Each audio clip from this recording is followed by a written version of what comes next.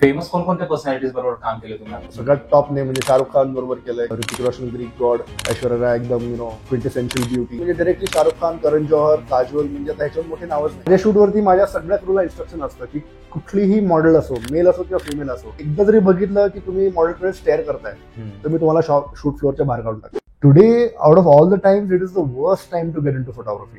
तुला देर म्हणजे त्या लोकांना काम हवे करताना त्यांचा पोर्टफोलिओ भरायचा, त्यामुळे ते फ्रीमध्ये करायला पण तयार होतो, खिशातला पैसे टाकून पण करतील. सो अशा मार्केटमध्ये येऊन तुम्हाला करायचंय तरी चुरगळलेले कपडे घातले, म्हणजे ती कॉन्सेप्ट होती आधी की शब्दांची पिशवी लटकवली आहे, केस वाढलेत, आठवडाभर आंघोळ नाही केली आहे, बिड्या फोकत तसं फिरतोय, चपला घातलेत पायामध्ये, ती कॉन्सेप्ट गेली. इक्विपमेंटच्या मागे वेळ नका हो. आता तुम्ही तुमच्याकडे करोड रुपये असतील तरी सुद्धा ते कमी पडतील तुम्हाला. जाऊन तुम्ही मराठीमध्ये असं तसं बोललं, तुमचा एक वेगळा स्लँग असेल डिपेंडिंग ऑन तुम्ही कुठनं आलाय, त्याच्याने it doesn't really paint a good picture. Nothing against the language, of course मी घरी रोज मराठीच बोलतो. त्यांना क्लायंट माझ्याकडे येतो, म्हणजे कास्टिंग केलं जातं, त्याच्यावरती मॉडेल शॉर्टलिस्ट केलं जातं, हेअर मेकअपची टीम असते, स्टायलिंग असतं, लोकेशन असेल तर मग लोकेशन स्काउटिंग करायला लागतं, प्रोडक्शन ही एक वेगळी प्रोसेस आहे, पळापळ करायला जे स्पॉट बॉयज लागतात, फूड अँड बेवरेज आलं, त्यांचं लॉजिस्टिक्स झालं. मी जे करतो ते अजून 10 लोक करतात, पण त्याच्यात where is the uniqueness. My uniqueness is in what I extract from you. लेन्सचा उपयोग काय ऍक्च्युली? तो लेन्स आपल्या डोळ्यासारखं असतं. आता जनरली सगळे कॅमेरा जे मार्केटमध्ये आहेत ना ते 35mm कॅमेरा. तिकडे परवाच एक मुलगा आला, त्यांनी माझ्याकडनं पोर्टफोलिओ केला, तर त्याचं billing almost went to 1.5 lakh. नमस्कार, आदित्य टॉक्स या युट्यूब चॅनलवर आपले स्वागत आहे. आज आपला हा 25वा एपिसोड आहे. तर आज आपले गेस्ट आहेत ज्यांनी 25 वर्ष फोटोग्राफी या फील्डमध्ये आपलं करिअर केलं आहे. सो माझं नाव समीर बेलवलकर आहे. मी मूळचा पुण्याचाच आहे. मी 5वी पिढी आहे पुण्यामध्ये. सो जेव्हा तुम्ही पुणेरी म्हणून लोकांना शिव्या घालता तेव्हा ह्याच्या पुढे माझा चेहरा डोक्यात राहा. सो गेले 20 वर्षापासून 25 वर्षापासून ऑलमोस्ट मी फोटोग्राफी करतोय आणि माझं मेन कोर एक्सपर्टीज आहे ऍडव्हर्टायझिंग आणि फॅशन. मी बरंच बॉलिवूडच्या स्टार्स बरोबर शूट करतो, मूवीजसाठी शूट करतो. ऍडव्हर्टायझिंग म्हणजे होर्डिंग्स किंवा मॅगझिन मध्ये तुम्ही फोटोज बघता ते मी शूट करतो. मॅगझिनचे कव्हर शूट्स करतो, बरंचसं फॅशन मध्ये सुद्धा काम करतो. सो हा म्हणजे जेव्हा सुरू केलं तेव्हा ह्याच्यातलं काहीच करत नव्हतो, पण करत करत करत आता माझी स्पेशालिटी ह्या सगळ्या गोष्टींमध्ये झालेली आहे. तुमची करिअरची जर्नी कशी झाली? तुम्ही हेच फील्ड का निवडलं? सो मी सगळ्यांना सांगतो की मी फोटोग्राफी चूज नाही केली, फोटोग्राफीने मला चूज केलं. इनफॅक्ट मी मोठा ब्लॉग पण लिहिलाय माझ्या वेबसाईटवरती की हाऊ फोटोग्राफी चोज मी. आणि माझी अख्खी स्टोरी जी आहे ती डिटेलमध्ये ऐकली तर इवन यू विल अग्री की photography chose me, I didn't choose photography. So माझं शिक्षण फोटोग्राफीतलं बिलकुल नाही आहे. जे काही मी केलं ते मी आय एम सेल्फ टॉट. मी BSc केमिस्ट्री ग्रॅज्युएट आहे. त्याच्यानंतर मी BSc केमिस्ट्री आणि त्याच्यानंतर मग मी MBA केलंय मार्केटिंगमध्ये. ते करता करता माझा पहिला जॉब होता as a door to door salesman. So मी माझ्या एरियामध्ये दारांवर टकटक करून माझा एक मित्र जपानवरनं काही प्रोडक्ट्स इम्पोर्ट करायचा. सो ते मी आणि माझे मित्र जाऊन डोअर टू डोअर विकायचा प्रयत्न करायचो. त्याच्यानंतर बरंच काय काय घडलं. सो मी माझ्या बायकोची एक इव्हेंट मॅनेजमेंट कंपनी होती, तेव्हा मी डेट करत होतो. सो ती तिने सुरू केली होती आणि त्याच्यामध्ये मी तिला हेल्प करायला म्हणून मी पण जॉईन झालो, थोडंफार काम करायला लागलो.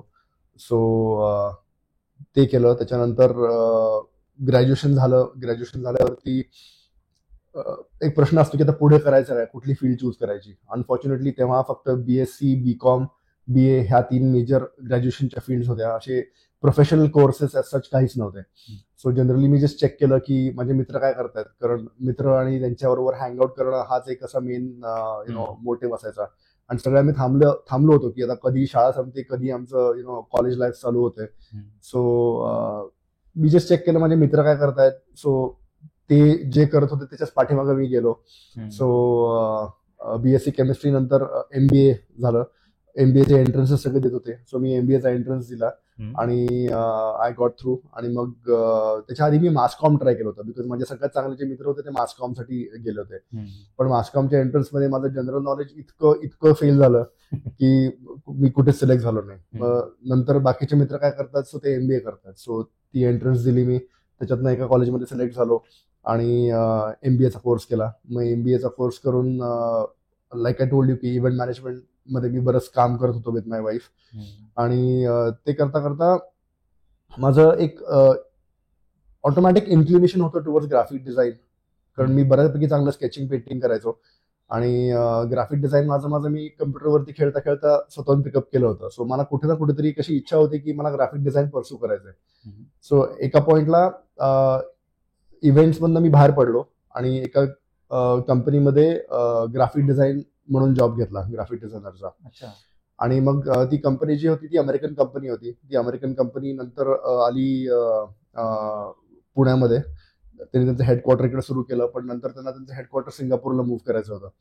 म्हणून मग त्यांनी मला आणि माझ्या बायकोला सिंगापूरला पाठवलं की तिकडे जाऊन तुम्ही सगळं सेटअप करा. आणि तिकडे मी सगळं केलं, म्हणजे from registering the company, accounts कोण बघणार किंवा टीम कुठली असणार आहे त्यांना रिक्रूट करणं, किंवा तिकडे बिझनेस डेव्हलपमेंट करणं, क्लायंट सर्व्हिसिंग करणं, कोल्ड कॉल्स करणं, हे सगळं म्हणजे वन मॅन आर्मी सारखं मी करत होतो. मग ते आयटीचं मार्केट एका पॉइंटला खूप खराब झालं आणि आम्हाला on a one day notice परत यायला सांगितलं. परत आलो तर काहीच जॉब्स नव्हते मार्केटमध्ये आणि एक छोटासा जॉब मिळाला मला. अगेन ग्राफिक डिझाईन थोडीशी माझी एक स्ट्रेंथ होती, सो मी ग्राफिक डिझायनर म्हणून तिकडे जॉब चूज केला. आणि ते करता करता मी एका पॉइंटला बघितलं की माझी बहीण आहे ती एक कुठला तरी घरातलाच कॅमेरा घेऊन खूप फोटो काढायला लागली. अच्छा. आणि मी म्हणलं की मला पण ट्राय करायचे फोटो काढायला. आणि ऑफकोर्स आता बहीण भावांमध्ये तसं कधीच नसतं ना की मला ट्राय करायचं तर मला लगेच दे तू कॅमेरा. सो ऑफकोर्स ती म्हणली की मी देणार नाही, आणि she kept the camera with her.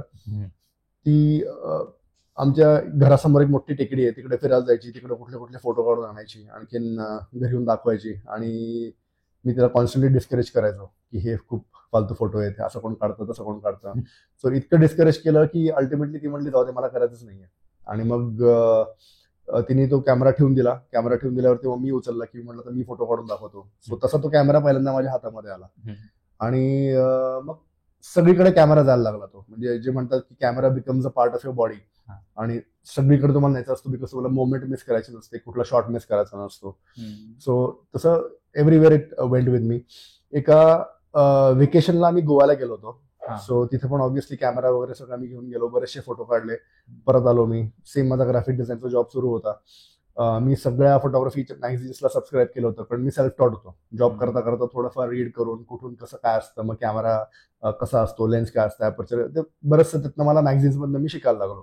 Class वगैरे केला नव्हता? काहीच, कुठेच नाही. सो ते करताना एका मॅगझिन मध्ये मला एक ऍड दिसली. एक टाइम्स ऑफ इंडियाचं मॅगझिन होतं ते फोटोग्राफीचं, त्याच्यामध्ये एक ऍड दिसली. तर तिकडे एक मोठ्या एकदम फेमस फोटोग्राफरचं वर्कशॉप होतं मुंबईमध्ये ऑन फॅशन फोटोग्राफी.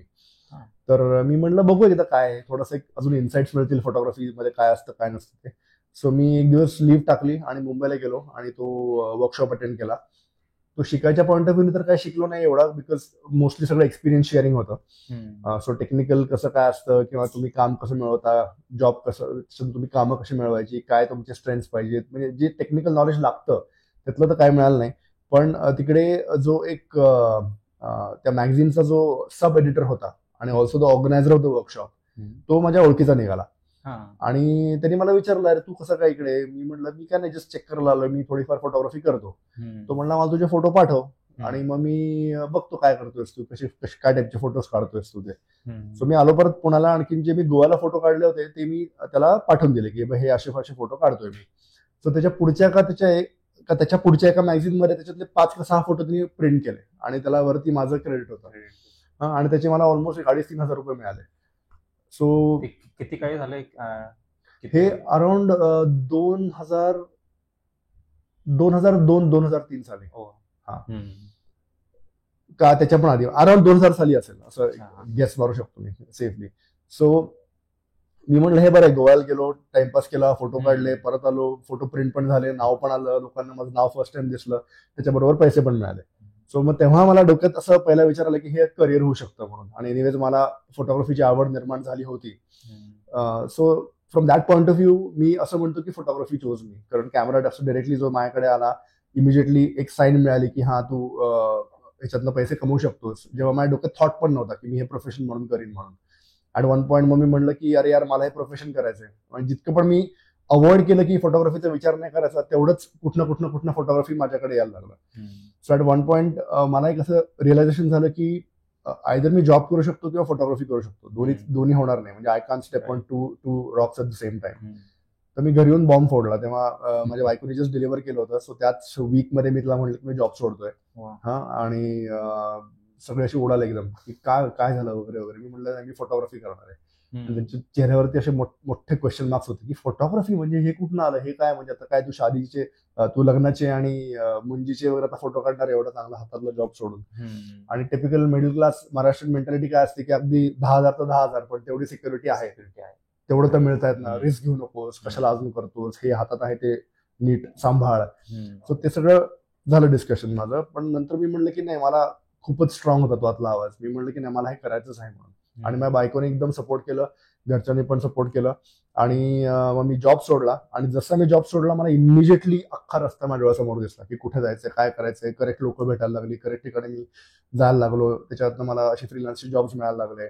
मग एका पेपरमध्ये मी जॉब केला ऍज अ फ्रीलान्स फोटोग्राफर. तिकडे मी सगळं रिपोर्टाज फोटोग्राफी करायचो. म्हणजे ओव्हरफ्लोईंग ड्रेनेजेस, ट्रॅफिक जॅम्स, पाऊस पडलाय, झाड पडलंय, वॉटर लॉगिंग झालंय, हे सगळे असे फोटो काढून मी त्या पेपरचा देत होतो ऍज अ फ्रीलान्सर. त्याच्यातून थोडेफार पैसे निघत होते. पण मला आनंद ह्या गोष्टीचा होता की जे आवडते ते करायला मिळतंय. आणि ह्या सगळ्या गोष्टी म्हणजे ठीक आहे, अगदी एकदम हाय लेवलच्या गोष्टी नाहीये, पण मी करू शकतोय. म्हणजे मला प्रॅक्टिस सगळी होतीये वेगळ्या वेगळ्या लाइटिंग सिच्युएशन्स मध्ये, वेगळ्या वेगळ्या सिनारिओज मध्ये. सो अशी to cut the long story short, this is how I think photography chose me. Wow, great. ही स्टोरी संध्याकाळपर्यंत जाईल. कारण लग्न होऊन नंतर, डिलिव्हर झाल्यानंतर तुम्ही हा डिसिजन घेतला, एक्झॅक्टली. म्हणजे ते खूप मोठं पॉईंट आहे. एक्झॅक्टली. मला असं ऍक्च्युली वाटायला लागली जणू काय की म्हणजे माझ्या मुलाचंच नशीब होतं ते, की तो आला इकडे या जगामध्ये आणि त्याच वीकमध्ये मी जॉब सोडला की. आणि नंतर तो जसा मोठा व्हायला लागला, तो पण अशी इच्छा दाखवायला लागला की मला कॅमेराच्या समोर थांबायचंय, मला मॉडेलिंग करायचंय, मला पोझिंग करायचंय. सो असं जणू काय वाटलं मला की त्याचीच ही इच्छा होती. मग त्याच्यामुळेच मला फोटोग्राफीमध्ये जायची ऑपॉर्च्युनिटी मिळाली. सो तसं काय काय झालं. वा. कारण की खूप मुलांचं म्हणजे आता आमच्याच एजच्या जरी मुलांना म्हणलं तर त्यांना करिअर शिफ्ट करा टुवर्ड्स फोटोग्राफी, ते जास्त करून खूप ऑब्स्टॅकल्स येतात किंवा घरचे पण प्रेशराईज करतात की बाबा करू नको. पण तुम्ही त्या सिच्युएशनला, तुम्ही लग्न झाल्यावर पण तुम्ही नंतर स्विच केला, तर स्टार्टिंगला काय काय असे डिफिकल्टीज आले तुम्हाला?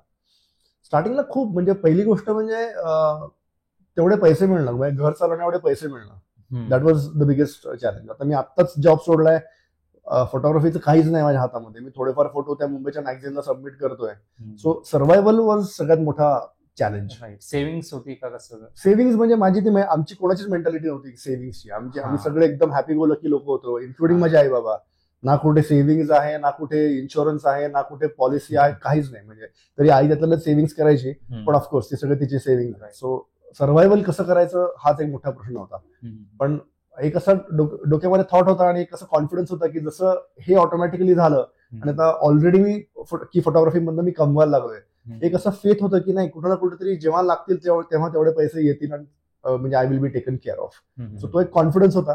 प्रॉब्ली बिकॉज जेवढं मी अवॉइड केलं तेवढं फोटोग्राफी माझ्या मागे लागलं होतं. जसं काही उचल कॅमेरा, कर हे कर हे कर, असा एक कॉन्स्टंटली आवाज होता आतमधनं. सो मे बी त्याच्यामुळे सुद्धा असेल की जे काय हर्डल होतं ते इमिजिएटली ओव्हरकम करता आलं मला. पण मेनली तर सर्व्हायव्हलच होतं. अच्छा. तर तुम्ही जसं शिफ्ट केलं, तर त्या पॉइंट पासून तुम्हाला फर्स्ट ब्रेक कधी भेटला? सो आता प्रत्येक जॉब मी असं समजायचो की हा मला ब्रेक मिळालाय म्हणून. कारण अदरवाईज मार्केटमध्ये कसं फिल्म फोटोग्राफी होती, डिजिटल पण नव्हतं. फिल्म कॅमेरा असल्यामुळे फोटोग्राफीची लोक हार्डली एनी होती, कोणीच नव्हतं. कारण film was a different challenge all together. की त्याच्यात लाइटिंग अंडरस्टँड करणं, तुमचे फिल्म अंडरस्टँड करणं, त्याच्यातनं तुम्ही 10 फोटो काढणार, ते त्याच्यातनं कदाचित लकी असेल तर एखादा फोटो चांगला येईल. त्यामुळे इफ यू रिअलाइज की त्या काळामध्ये फोटोग्राफी कोणी पिक करतच नव्हतं ऍज अ प्रोफेशन. आणि आता म्हणजे एक्झॅक्टली द ऑपोजिट आहे, बिकॉज डिजिटल असल्यामुळे anyone and everyone is doing that. So every opportunity जी मला मिळत होती, मला तेवढीच एक्साइटमेंट होती की अरे हा, मला फर्स्ट ब्रेक मिळाला, काहीतरी वेगळं शूट करायला मिळणार आहे. पण मोठा ब्रेक आता 2-3 सांगू शकतो मी. म्हणजे पहिली गोष्ट म्हणजे की माझं जे पेपरची फोटोग्राफी, न्यूजपेपरची फोटोग्राफी होती, ती at one point in time ती बंद झाली आणि नंतर मला फीचर फोटोग्राफीला मूव्ह केलं. सो म्हणजे बेसिकली मी संडेला जी कलर सप्लिमेंट यायची त्याच्यामध्ये कलर्ड फोटो मॅगझिनला द्यायला लागलो. तर माझ्यासाठी ते खूप मोठा जम्प होता. कारण नाहीतर मी सगळे ट्रॅफिक जॅम्स आणि झाडं पडली आणि हे झाली, इथं भांडणं झाली, हा ऍक्सिडेंट झाला, असं सगळं शूट करायचो. सो तो माझ्यासाठी एक मोठा जम्प होता की आता मला फूड शूट करता येईल, रेस्टॉरंट शूट करता येतील, पर्सनॅलिटीज आणि जे इंडस्ट्रियलिस्ट आहेत त्यांचे इंटरव्ह्यूज चालू असतात त्यांचे फोटोज घेता येतील. सो ते एक माझ्यासाठी खूप मोठा जम्प होता.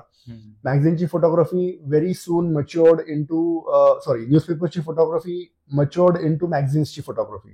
सो मुंबईच्या मॅगझिनसाठी मी थोडी थोडी फोटोग्राफी करायला लागलो. एक मला आठवतं एक बँगलोरचं मॅगझिन होतं, त्यांनी मला अप्रोच केलं की कैलाश खेर तेव्हा एकदम मोठा हिट झाला होता. त्याचं ते अल्लाह के बंदे सॉन्ग आलं होतं आणि त्याच्यानंतर everybody was talking about Kailash Kher. So त्या लोकांना त्याचा इंटरव्ह्यू करायचा होता आणि त्यांना कुठून तरी माझा कॉन्टॅक्ट मिळाला. सो ते म्हणले की तू मुंबईला जाऊन कैलाश खेरचे आमच्यासाठी पोर्ट्रेट्स काढू शकतोस का. सो मी म्हणलं करू शकतो मी ऑब्व्हियसली. आणि माझी अशी अजून पण मेंटॅलिटी आहे की जे काही कोणी विचारलं ना पहिलं म्हणजे हो म्हणायचं, कसं करायचं ते नंतर फिगर आउट करायचं. तो माझा ऍटिट्यूड कॉन्स्टंट आहे कुठल्याही बाबतीमध्ये. सो मी मुंबईला गेलो. सलीम सुलेमानचं बँड्रोला स्टुडिओ आहे, त्यांच्या स्टुडिओमध्ये त्यांचे पोर्ट्रेट्स काढले मी. So celebrity shoot as such ती माझी पहिली होती. त्याच्यानंतर सगळ्यात माझा मोठा जो ब्रेक होता तो जोधा अकबर होता. जोधा अकबर, या सो जोधा अकबर वरती ऋतिक रोशन, ऐश्वर्या राय. सो त्याच्यावरती सगळे जे होर्डिंग्स पोस्टर्सचे वगैरे जे फोटो होते, so me on film photographer होतो त्यांच्या अख्ख्या ड्युरेशनसाठी. सो तो एक मोठा ब्रेक होता. या so in terms of big break I think that was the big. त्यानंतर अजून तुम्ही कोणकोणत्या याच्यात शिफ्ट झाले, जसं तुम्ही न्यूजपेपर पासून मॅगझिन मध्ये शिफ्ट झाले, तर त्यानंतर पुढे अजून कोणकोणते फील्ड तुम्ही कव्हर केले किंवा कोणकोणते सेक्टर्स ऑफ फोटोग्राफी? सो मला एक गोष्ट माहिती होती की मला पीपल फोटोग्राफी करायची. कारण कसं आहे की लोक सगळीकडे असतात आणि सगळ्यांना चांगलं दिसायचं असतं. प्लस कसं आहे की लोक त्यांना मी जे इन्स्ट्रक्शन देतो, डिरेक्शन देतो ते ऐकतील आणि त्याप्रमाणे कसं की मला हवं तसं मला फोटो मिळू शकतो. सो मला पीपल फोटोग्राफी करायची होती. पण जेव्हा मी सुरू केलं, मी न्यूजपेपरसाठी सुरू केलं. सो मला एक्सपिरियन्स सगळ्याचा होता. सो आता पण मी इंटिरियर्स पण तेवढं चांगलं करू शकतो, फूड पण तेवढं चांगलं करू शकतो आणि पीपल फोटोग्राफी पण तेवढं चांगलं करू शकतो. सो अल्टिमेटली मी पीपल फोटोग्राफीमध्ये आलो आणि हे करता करता इंटिरियर्स कव्हर केलंय मी, फूड कव्हर केलंय, नंतर इव्हेंट्स नॉट ॲज सच, पण कुठले कॉर्पोरेट इव्हेंट्स वगैरेचे पेपरसाठी फोटोज लागायचे. सो थोडीफार मी इव्हेंट फोटोग्राफी केलेली आहे. त्याच्यानंतर ज्वेलरी मी बऱ्यापैकी केलेली आहे, अजून सुद्धा करतो मी. खूप साऱ्या मोठ्या क्लायंटसाठी ज्वेलरी शूट करतो आणि कॉर्पोरेट करतो, फिल्म पब्लिसिटी करतो, मॅगझिन्सचे कव्हर्स आणि आतले फॅशन फीचर्स करतो, कॅटलॉग्स करतो. सो प्रेटी मच हे जॉनर्स मी आता कव्हर करतो. तर फेमस कोणकोणत्या पर्सनॅलिटीज बरोबर काम केले तुम्ही आतापर्यंत? मी ऑलमोस्ट सगळ्यांबरोबर केलं. म्हणजे सगळ्यात टॉप नेम म्हणजे शाहरुख खान बरोबर केलंय, करण जॉर्ज. मी शाहरुख खान कधी? माय नेम इज खान. सो जसं जोधा अकबरचं केलं होतं मी, तसं माय नेम इज खानचे सगळे जे होर्डिंग्स पोस्टर्स होते त्याची फिल्म पब्लिसिटी शूट केली होती. त्याच्यानंतर एक वी आर अ फॅमिली नावाचा मूवी आला होता, काजोल, करीना कपूर, अर्जुन रामपाल बरोबर. सो त्याचे पण सेम कपॅसिटीमध्ये मी काम केलं होतं. सो बऱ्यापैकी आता ह्याच्यात सगळेच स्टार्स कव्हर झाले. म्हणजे पहिला होता जोधा अकबर, त्याच्यामध्ये ऋतिक रोशन, ऐश्वर्या राय, आणि मला असं वाटलं होतं की वाह, सगळ्यात मोठ्या नावांबरोबर काम केलं मी. Ashutosh Gowariker, Oscar nominated director, Hrithik Roshan Greek god, Aishwarya Rai एकदम क्विंटेसेन्शियल ब्युटी. आणि असं वाटलं की झालं आता करून, की नंतर लगेचच मला माय नेम इज खानसाठी विचारलं आणि एकदम ओव्हरवेल्मिंग की आता तर म्हणजे डायरेक्टली शाहरुख खान, करण जौहर, काजोल, म्हणजे आता ह्याच्यावर मोठे नावच नाही आहेत. So in a sense me film photography त्याच्यासाठी बंद केली की आता म्हणजे ह्याच्याहून मोठं काय असणार आहे. सो मग मी त्याला गॅप दिला आणि नंतर माझं इंडिव्हिज्युअल शूट्स करायला लागलो. आता आफ्टर दॅट तुम्ही करिअरमध्ये हळूहळू सक्सेसफुल व्हायला लागले. कधी असा पॉइंट आलाय का ज्यावेळेस तुम्हाला वाटलं की बाबा तुम्ही त्या फील्ड पासून खूप म्हणजे सॅच्युरेशन लेवल पर्यंत असं म्हणू शकतो आपण की बाबा आता हे करिअर मला चूज नव्हतं करायला पाहिजे, इव्हन आफ्टर बिंग सक्सेसफुल, असं कोणता पॉइंट आलाय का तुमच्या लाईफमध्ये? सो कसं होतं की एकतर हे एक आर्टिस्ट बेस्ड प्रोफेशन आहे आणि कसं कुठलं प्रोफेशन हल्ली बघितलं तर कॉन्स्टंट काम नसतं. म्हणजे कधी कधी काय काय महिन्यांमध्ये असतं, काय काय महिन्यांमध्ये नसतं. सो इनफॅक्ट आता एवढे 20-25 वर्ष सुद्धा फोटोग्राफी करून अजूनपर्यंत म्हणजे अगदी मागच्या महिन्यापर्यंत मला असं वाटतं कधी कधी की अरे उगाच चूज केलंय, स्टेबिलिटीज नाहीये. एक महिना असा थोडा लीन गेला, एक महिना थोडंसं कमी काम असेल की सगळं मी क्वेश्चन करायला लागतो. पण आय थिंक ती माझी हॅबिट आहे, त्याच्यामुळे त्याच्यात प्रोफेशनचं काय हे नाहीये. मला असं एकदाही वाटलं नाही. इनफॅक्ट मला असं जेव्हा मला फोटोग्राफी मिळालं तेव्हा मी जो आयुष्यात असा लॉस्ट होतो तो लॉस्ट होणं माझं बंद झालं. म्हणजे मला कळलं की मला I am meant to do photography आणि जे मला नॅचरली जी गिफ्ट होती ती मला प्रत्येक शूटमध्ये दिसत गेली, की जे बाकीचे करतात आणि मी करतो त्याच्यामध्ये केवढा फरक आहे आणि माझ्या स्ट्रेंथ्स काय आहेत. आता फोटोग्राफर मी आहे, पण अजून 1000 लोक पण आहेत ना, पण त्याच्यामध्ये माझ्या स्ट्रेंथ्स काय आहेत आणि ज्या माझ्या स्ट्रेंथ्स आहेत त्या दुसऱ्यांमध्ये नाहीये. त्याच्यामुळे आज मला जे मोठे ब्रँड्स मिळत आहेत आणि मोठे सेलिब्रिटीज मिळत आहेत ते कशामुळे मिळत आहेत. So every day has been a new learning, every day has been a different gift. दुसरे कोण फोटोग्राफर असेल तर त्यांना मध्ये समजा आज काम भेटलं तर महिना 2 महिने जसं तुम्ही म्हणले काम भेटू शकत नाही, तर तो टाइम पिरियड कसा सस्टेन करायचा किंवा फॅमिलीला कसं समजवायचं किंवा स्वतःला सेल्फ डाऊट जो असतो तो कसं क्लिअर करतात तुम्ही म्हणा किंवा दुसरे फोटोग्राफर्स? मला जनरली वाटतं की आजच्या तारखेमध्ये ना, फोटोग्राफी और नो फोटोग्राफी हा सेल्फ डाऊट हा प्रकार आहे ना, हा सगळ्यांना असतो. त्याच्यामुळे प्रत्येकाचा एक वेगळा फॉर्म्युला असतो how to deal with it. म्हणजे मला माहितीये की मी कसं करतो. आता मी जास्त ओव्हर थिंकिंग करायला नको किंवा उगाच त्या निगेटिव्ह ट्रॅपमध्ये जायला नको, म्हणून मी वेड्यासारखा रोज व्यायाम करतो. त्याच्यामुळे ते केल्याशिवाय मला नॉर्मल वाटतच नाही. कारण मी तशी माझी एनर्जी स्पेंड नाही केली तर मग उगाच विचारायला लागतात, उगाच स्वतःला तुम्ही डाऊट करायला लागता. सो प्रत्येकाचा एक वेगळा काहीतरी फॉर्म्युला असतो आणि सस्टेन तुम्ही कसं करायचं म्हणजे basically you have to make financial choices. मी जे करायचो खूप वर्षापर्यंत की जेवढे पैसे येतील ते आधी माझ्या इक्विपमेंटमध्ये जातील किंवा मी ट्रॅव्हल करीन किंवा काहीतरी विकत घेईन किंवा कोणाला तरी काहीतरी गिफ्ट देईन. सो माझे जितके पैसे यायचे त्याच्याहून जास्तच माझे एक्सपेन्स व्हायचे. सो मे बी तसं न करणं, आय थिंक आत्ताच्या तारखेमध्ये that is more important. Because आता कॉम्पिटिशन एवढी आहे, अंडरकटिंग एवढं आहे की सस्टेन काम मिळणं फार कमी आहे. आणि फोटोग्राफी असं एक प्रोफेशन आहे की तुम्हाला जॉब बेस सच मिळू शकत नाही. If you photographer you are pretty much a freelancer. कारण जॉब हवा असेल तर तुम्ही मॅगझिन मध्ये जॉईन करा किंवा तुम्ही न्यूजपेपर मध्ये जॉईन करा आणि तुम्हाला एक फिक्स पॅकेज मिळेल आणि मग एक बेसिक तुम्हाला सिक्युरिटी मिळू शकते. पण अदर दॅन दॅट म्हणजे you have to figure out की what is your formula. It can be meditation, it can be exercising, it can be travelling. म्हणजे नुसतं बसून त्याचा विचार केला ना तर प्रॉब्लेम्स फक्त अजून डीप होतात, म्हणजे इन माय एक्सपिरियन्स. त्याच्यामुळे तुम्ही जेवढं स्वतःला बिझी ठेवाल, जेव्हा लीन पिरियड मिळतो तेव्हा असं मला वाटतं की तुम्ही नवीन स्किल्स शिका. मी ऑल्सो असं पण बघितलं की जे फोटोग्राफी करतात ते फक्त त्यांना कोणी कमिशन केलं शूट करायला तरच कॅमेरा उचलतात, स्वतःसाठी काहीच करत नाहीत. म्हणजे जेव्हा तुम्हाला लीन पिरियड मिळतो, 10 दिवस काहीच काम नाहीये, तुम्ही स्वतःची कॉन्सेप्ट विचार करा, स्वतःची काहीतरी क्रिएटिव्ह शूट करा की जे तुम्ही क्लायंटसाठी करू शकत नाही. कारण क्रिएटिव्हिटी हॅज नो लिमिट्स. बऱ्याचशा क्रिएटिव्ह कॉन्सेप्ट ज्या मी करतो त्या अशा असतात की मला क्लायंटसाठी कधीच करता येणार नाही. बिकॉज ते इतके असे वियर्ड कलर स्कीम्स असतात, वियर्ड पोजेस असतात, एकदम असं क्रेझी हेअर मेकअप असतो, एकदम एक्झॅजरेटेड क्लोदिंग असतं, ज्वेलरी अशी एकदम विचित्र असते. सो ही प्युअर क्रिएटिव्हिटी आहे, हे मला क्लायंटसाठी कधीच करता येणार नाही. सो जेव्हा लीन पिरियड मिळेल तेव्हा अशा शूट्स करून तुम्ही तुमचं पोर्टफोलिओ एनरिच करा आणि तुमचे स्किल्स सुद्धा एनरिच करा. Be in touch with the medium. म्हणजे असं नाही की एक महिना काम नाही तर बरेच लोक कॅमेरा उचलतच नाहीत. That is a very wrong thing to do. तर आता आपण थोडं म्हणजे बेसिक्स मध्ये जाऊया फोटोग्राफीचे. तर फोटोग्राफीचे कोणकोणते टाइप्स असतात किंवा जॉन जसं तुम्ही म्हणले थोडं डिस्क्राईब करू शकता? म्हणजे जसं न्यूजपेपर, मॅगझिन्स, परत ज्वेलरी तुम्ही जसं म्हणले, तर अजून कोणकोणत्या प्रकारचे टाइप्स आहेत त्यात? खूप आहेत म्हणजे डझनांनी आहेत. म्हणजे इंटिरियर्स आहे, फूड आहे, ज्वेलरी आहे, नंतर आर्किटेक्चर आहे, नंतर फॅशन फोटोग्राफी आहे, पोर्टफोलिओज आहेत, कॉर्पोरेट आहे, नंतर एरियल फोटोग्राफी आहे, अंडर वॉटर फोटोग्राफी आहे. सो असे बरेच आहेत. म्हणजे ऍटलिस्ट 1-2 डझन तरी वेगवेगळे जॉनर्स असतील. तर एखादा मॉडेलचा फोटो बघतो, राईट, तर बघताना वाटतं किंवा ते फक्त एक फोटो क्लिक केलाय, पण त्याच्या बिहाइंड प्रोसेस, मागची प्रोसेस काय काय प्रोसेस आहे? म्हणजे राईट फ्रॉम त्या मॉडेलला हायर करणं किंवा लाइटिंग सेटअप म्हणा किंवा डायरेक्शन, तुम्ही पूर्ण प्रोसेस जर एक्सप्लेन करता का? म्हणजे सो पहिल्यांदा माझ्याकडे क्लायंट येतो. माझे 90% डायरेक्ट क्लायंट्स आहेत. 10% जे आहेत ते ऍडव्हर्टायझिंग एजन्सीज किंवा प्रोडक्शन हाऊसेसच्या थ्रू येतात.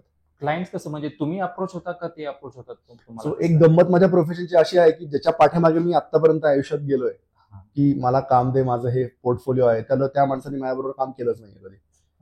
एकही नाही. जितकं पण काम आलंय ते ऑटोमॅटिकली आलेलं आहे. सो आयदर कोणतरी वर्ड ऑफ माउथने आलंय किंवा वेबसाईट बघून आलंय किंवा कोणतरी रेफरन्स दिलाय म्हणून आलंय.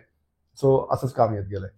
So what ever I go behind doesn't really work out. So generally client माझ्याकडे येतो की रिक्वायरमेंट आहे माझी आणि अशी शूट करायची आहे, होर्डिंग्स जाणार आहेत, त्याचा यूज कुठे होणार आहे ते मला एक्सप्लेन केलं जातं. त्याच्यानंतर माझे बरेचसे प्रश्न असतात की किती युसेज असणार आहे, मग काय टाईपची प्रोफाईल हवी आहे, काय टाईपचे मॉडेल्स हवेत. ते एकदा ब्रीफ कळली मला की नंतर मी आणि माझी टीम तर डिस्कस करतो. त्याच्यानंतर बरेचसे लोक त्याच्यावर हायर केले जातात. पहिलं म्हणजे कास्टिंग केलं जातं की त्या रोलमध्ये किती एज ग्रुप आहे, काय टाईपचा प्रोफाईल हवंय, काय टाईपचे लुक्स हवेत. सो त्याच्यावरती मॉडेल शॉर्टलिस्ट केलं जातं. नंतर हेअर मेकअपची टीम असते, स्टायलिंग असतं, जे तुमचं वॉर्डरोब स्टायलिंग असतं की तो लुक तुम्हाला द्यायला लागतो. त्याच्यानंतर प्रोडक्शनची लोक असतात. म्हणजे मी फक्त फोटोग्राफी घेत नाही, मी जनरली जे काम घेतो ते कम्प्लीट 360 काम घेतो. 360 म्हणजे फक्त फोटोग्राफी मी ऑफर करत नाही, मी you come to me as a client आणि मी तुम्हाला हे सगळं ऑर्गनाईज करून देतो. अच्छा. कारण म्हणजे as good as a production house, as good as a production house. म्हणजे मी मेकअप हेअरचे पण ऑप्शन्स देतो, बाकी सगळ्या टीम मेंबर्सचे पण ऑप्शन देतो. आणखीन इव्हन फॉर द क्लायंटला पण हे चांगलं वाटतं की 1 पॉइंट कॉन्टॅक्ट मी सगळं ऑर्गनाईज होतंय. परत काय होऊ शकतं की फक्त मला फोटोग्राफीसाठी हायर केलं आणि मेकअप आर्टिस्ट बाहेरनं तुम्ही कोणतरी आणला, मॉडेल्स तुम्ही कोणी आणले, तर कसं की त्यांचं आणि माझं इन सिंक किती काम होईल हा पण एक वेगळा चॅलेंज त्याच्यातनं निघू शकतो. सो जनरली पीपल प्रेफर की माझ्याच ओळखीचं माझा ज्याच्याशी रॅपो आहे, ज्याला माहिती आहे की ती टीम माझ्याबरोबर काम कसं करते, सो तेच ते प्रेफर करतात की मेकअप हेअर पण माझा असावा किंवा स्टायलिंग पण माझा असावं. So they are more comfortable with that approach.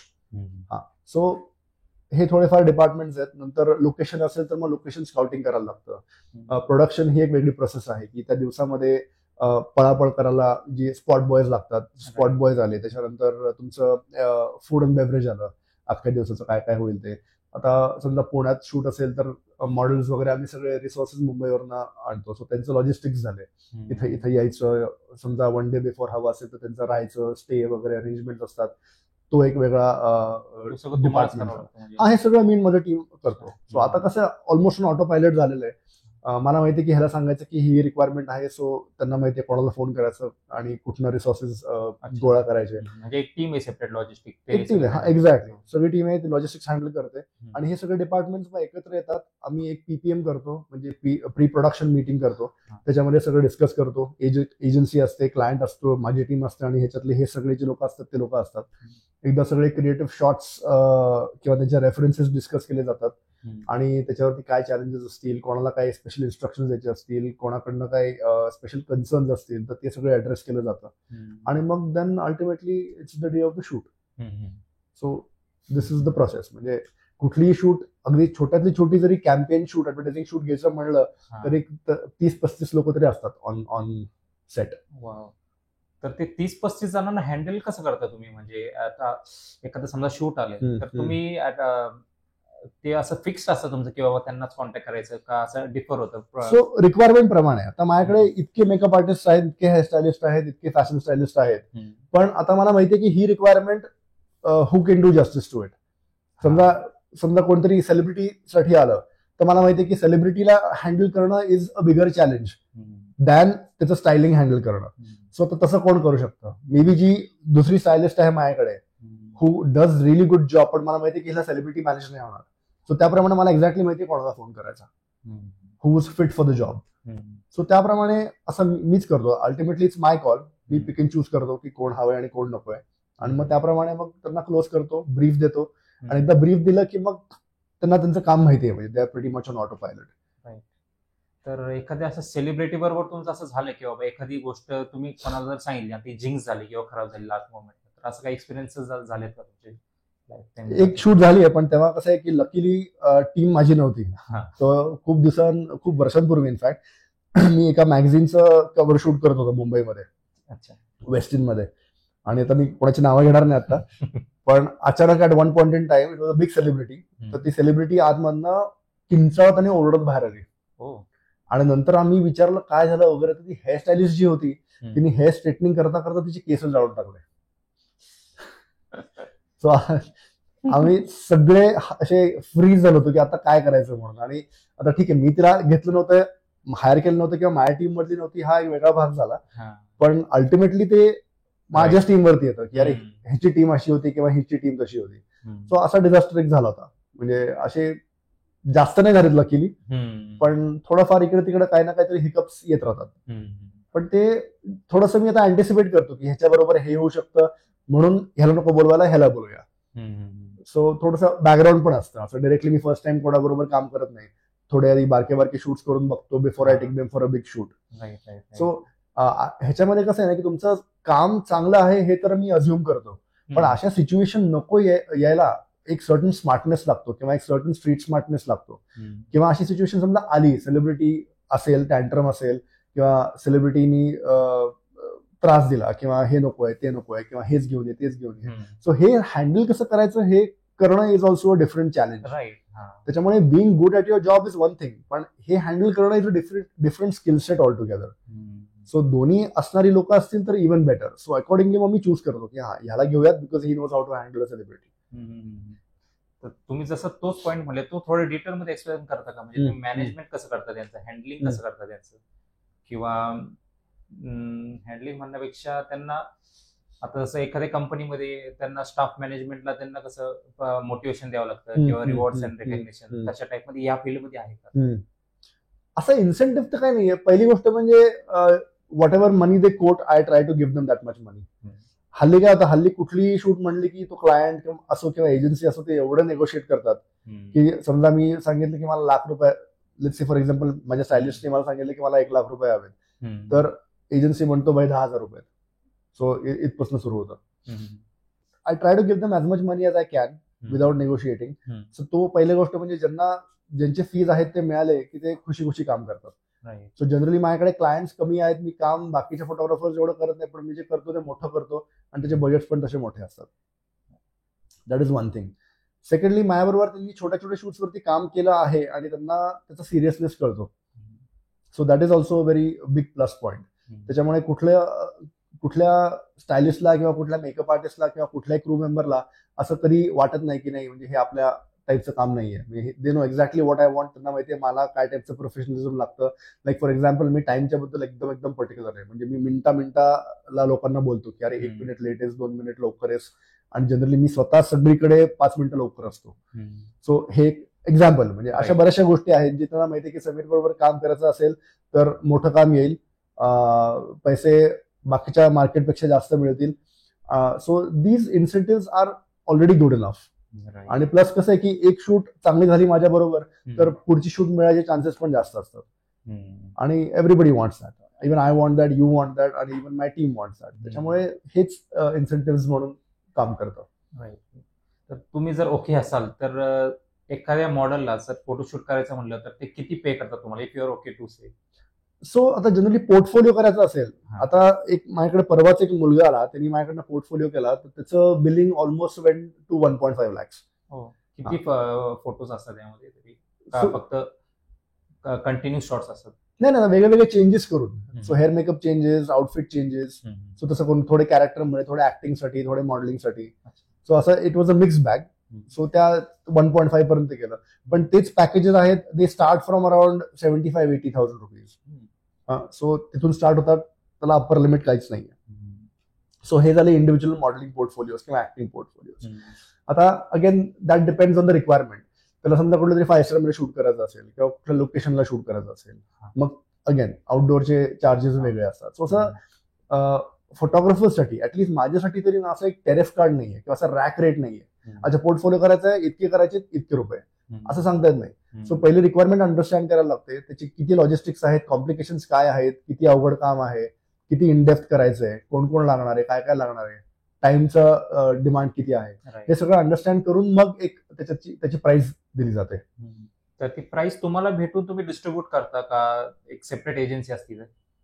नाही, मीच डिस्ट्रीब्यूट करतो. म्हणजे मेकअप हेअरस्टायलिस्ट म्हणा, मेकअप आर्टिस्ट म्हणा, किंवा दुसरे स्टाफ कोणी असेल, स्पॉट बॉय वगैरे, तर तुम्ही त्यांना डिस्ट्रीब्यूट करता का त्यांची ऍज अ सेपरेट एजन्सी असते? नाही, आता पोर्टफोलिओवरती इतके लोक लागत नाहीत. पोर्टफोलिओवरती फक्त माझे असिस्टंट असतात कोर टीमचे, ते 2-3 जण लागतात. हेअर मेकअप टीम लागते, स्टायलिंग टीम लागते, ह्याच्या व्यतिरिक्त अजून कोण लागत नाही. तर आता ब्रँड्सच्या शूट बद्दल बोलूया. एखादं कंपनी आहे, त्याला त्यांचं प्रोडक्ट समजा XYZ खाण्याचं प्रोडक्ट आहे, तर ते त्यांना त्याचं फोटोग्राफी करायचंय, तर त्याची बिहाइंड द प्रोसेस कशी असते, म्हणजे ते कशी अप्रोच करतात तुम्हाला, त्यांचं फायनान्शियल कसं असतं, काय? सो प्रोडक्ट्स ऑनेस्टली मी जास्त केलं नाहीये. मी आता जास्त करून फॅशन आणि पीपलच करतो. पण प्रोडक्टचं पण प्रिटी मच सेम असतात. तर जे मी ज्वेलरी शूट्स करतो ते लोक मला सांगतात की हे ज्वेलरी आयटम्स आहेत. मला त्याच्यामध्ये अंडरस्टँड करायला लागतं की गोल्ड आहे का प्लॅटिनम आहे का काय टाईपचे स्टोन्स आहेत, कारण प्रत्येकासाठी वेगवेगळे चॅलेंजेस असतात. स्टोन्स म्हणलं की त्याला रिफ्लेक्शन्स आणि क्लॅरिटी किंवा त्याचा जो एक असा फ्रेशनेस असतो तो जास्त दाखवायला लागतो, किंवा सगळी मेटलची समजा शायनी ज्वेलरी असेल तर त्याच्यामध्ये रिफ्लेक्शन्स खूप जास्त येतात, तर त्याप्रमाणे लाइटिंग थोडं अजून जरा किचकट असतं.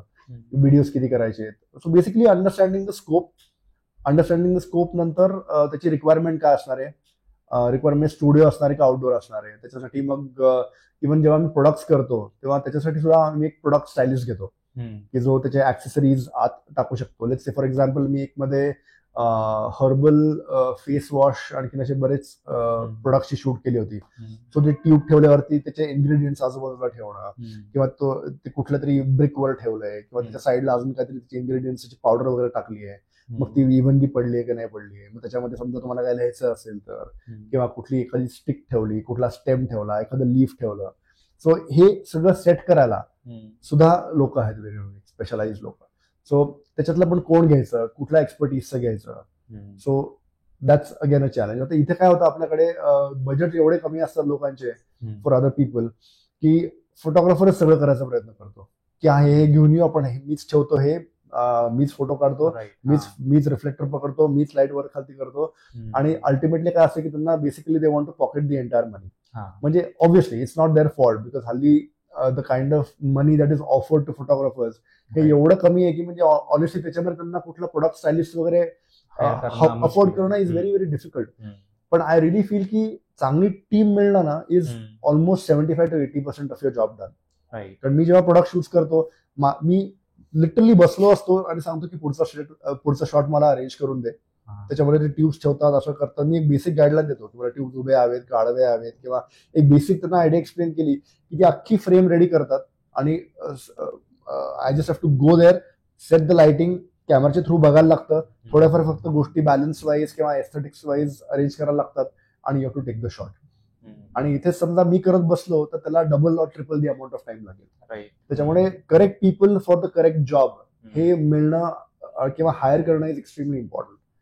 सो इथे जी लोक करतात की नाही मीच करतो, हे थोडंसं चेंज करून पैसे थोडे आपल्याला खिशात कमी गेले आणि कोणाला तरी डेडिकेटेड जॉब दिला तर life becomes very very easy, आणि आउटकम पण त्याच्यातनं खूप चांगला एफिशियंट. तर आता आपण थोडं बेसिक्स मध्ये जाऊयात अजून. म्हणजे एखाद्या प्रोडक्टचा फोटो काढायचा आपल्याला, किंवा कोणाचा एखाद्या मॉडेलचा फोटो काढायचा, तर त्या बिहाइंडला काय काय असे इक्विपमेंट्स लागतात, फोटोग्राफी इक्विपमेंट्स. आता मला एक ह्या फील्डमध्ये यायचंय, तर मला शिकायचंय म्हणजे एक फोटो कसा काढला जातो, तर तुम्ही ती प्रोसेस एक्सप्लेन करू शकता विथ लाइटिंग, म्हणजे काय कोणकोणत्या प्रकारचे लाइटिंग असतात, कोणकोणते त्याचा यूज काय असतो, ते कशासाठी असतं. ती पण हनुमानाची शेपूट आहे, there is no end to it. So आता माझ्याकडे आपण ज्या बसतोय हे अख्खी खोली भरून एवढं इक्विपमेंट आहे माझ्याकडे, पण जेव्हा मी सुरू केलं तेव्हा माझ्याकडे होतं का?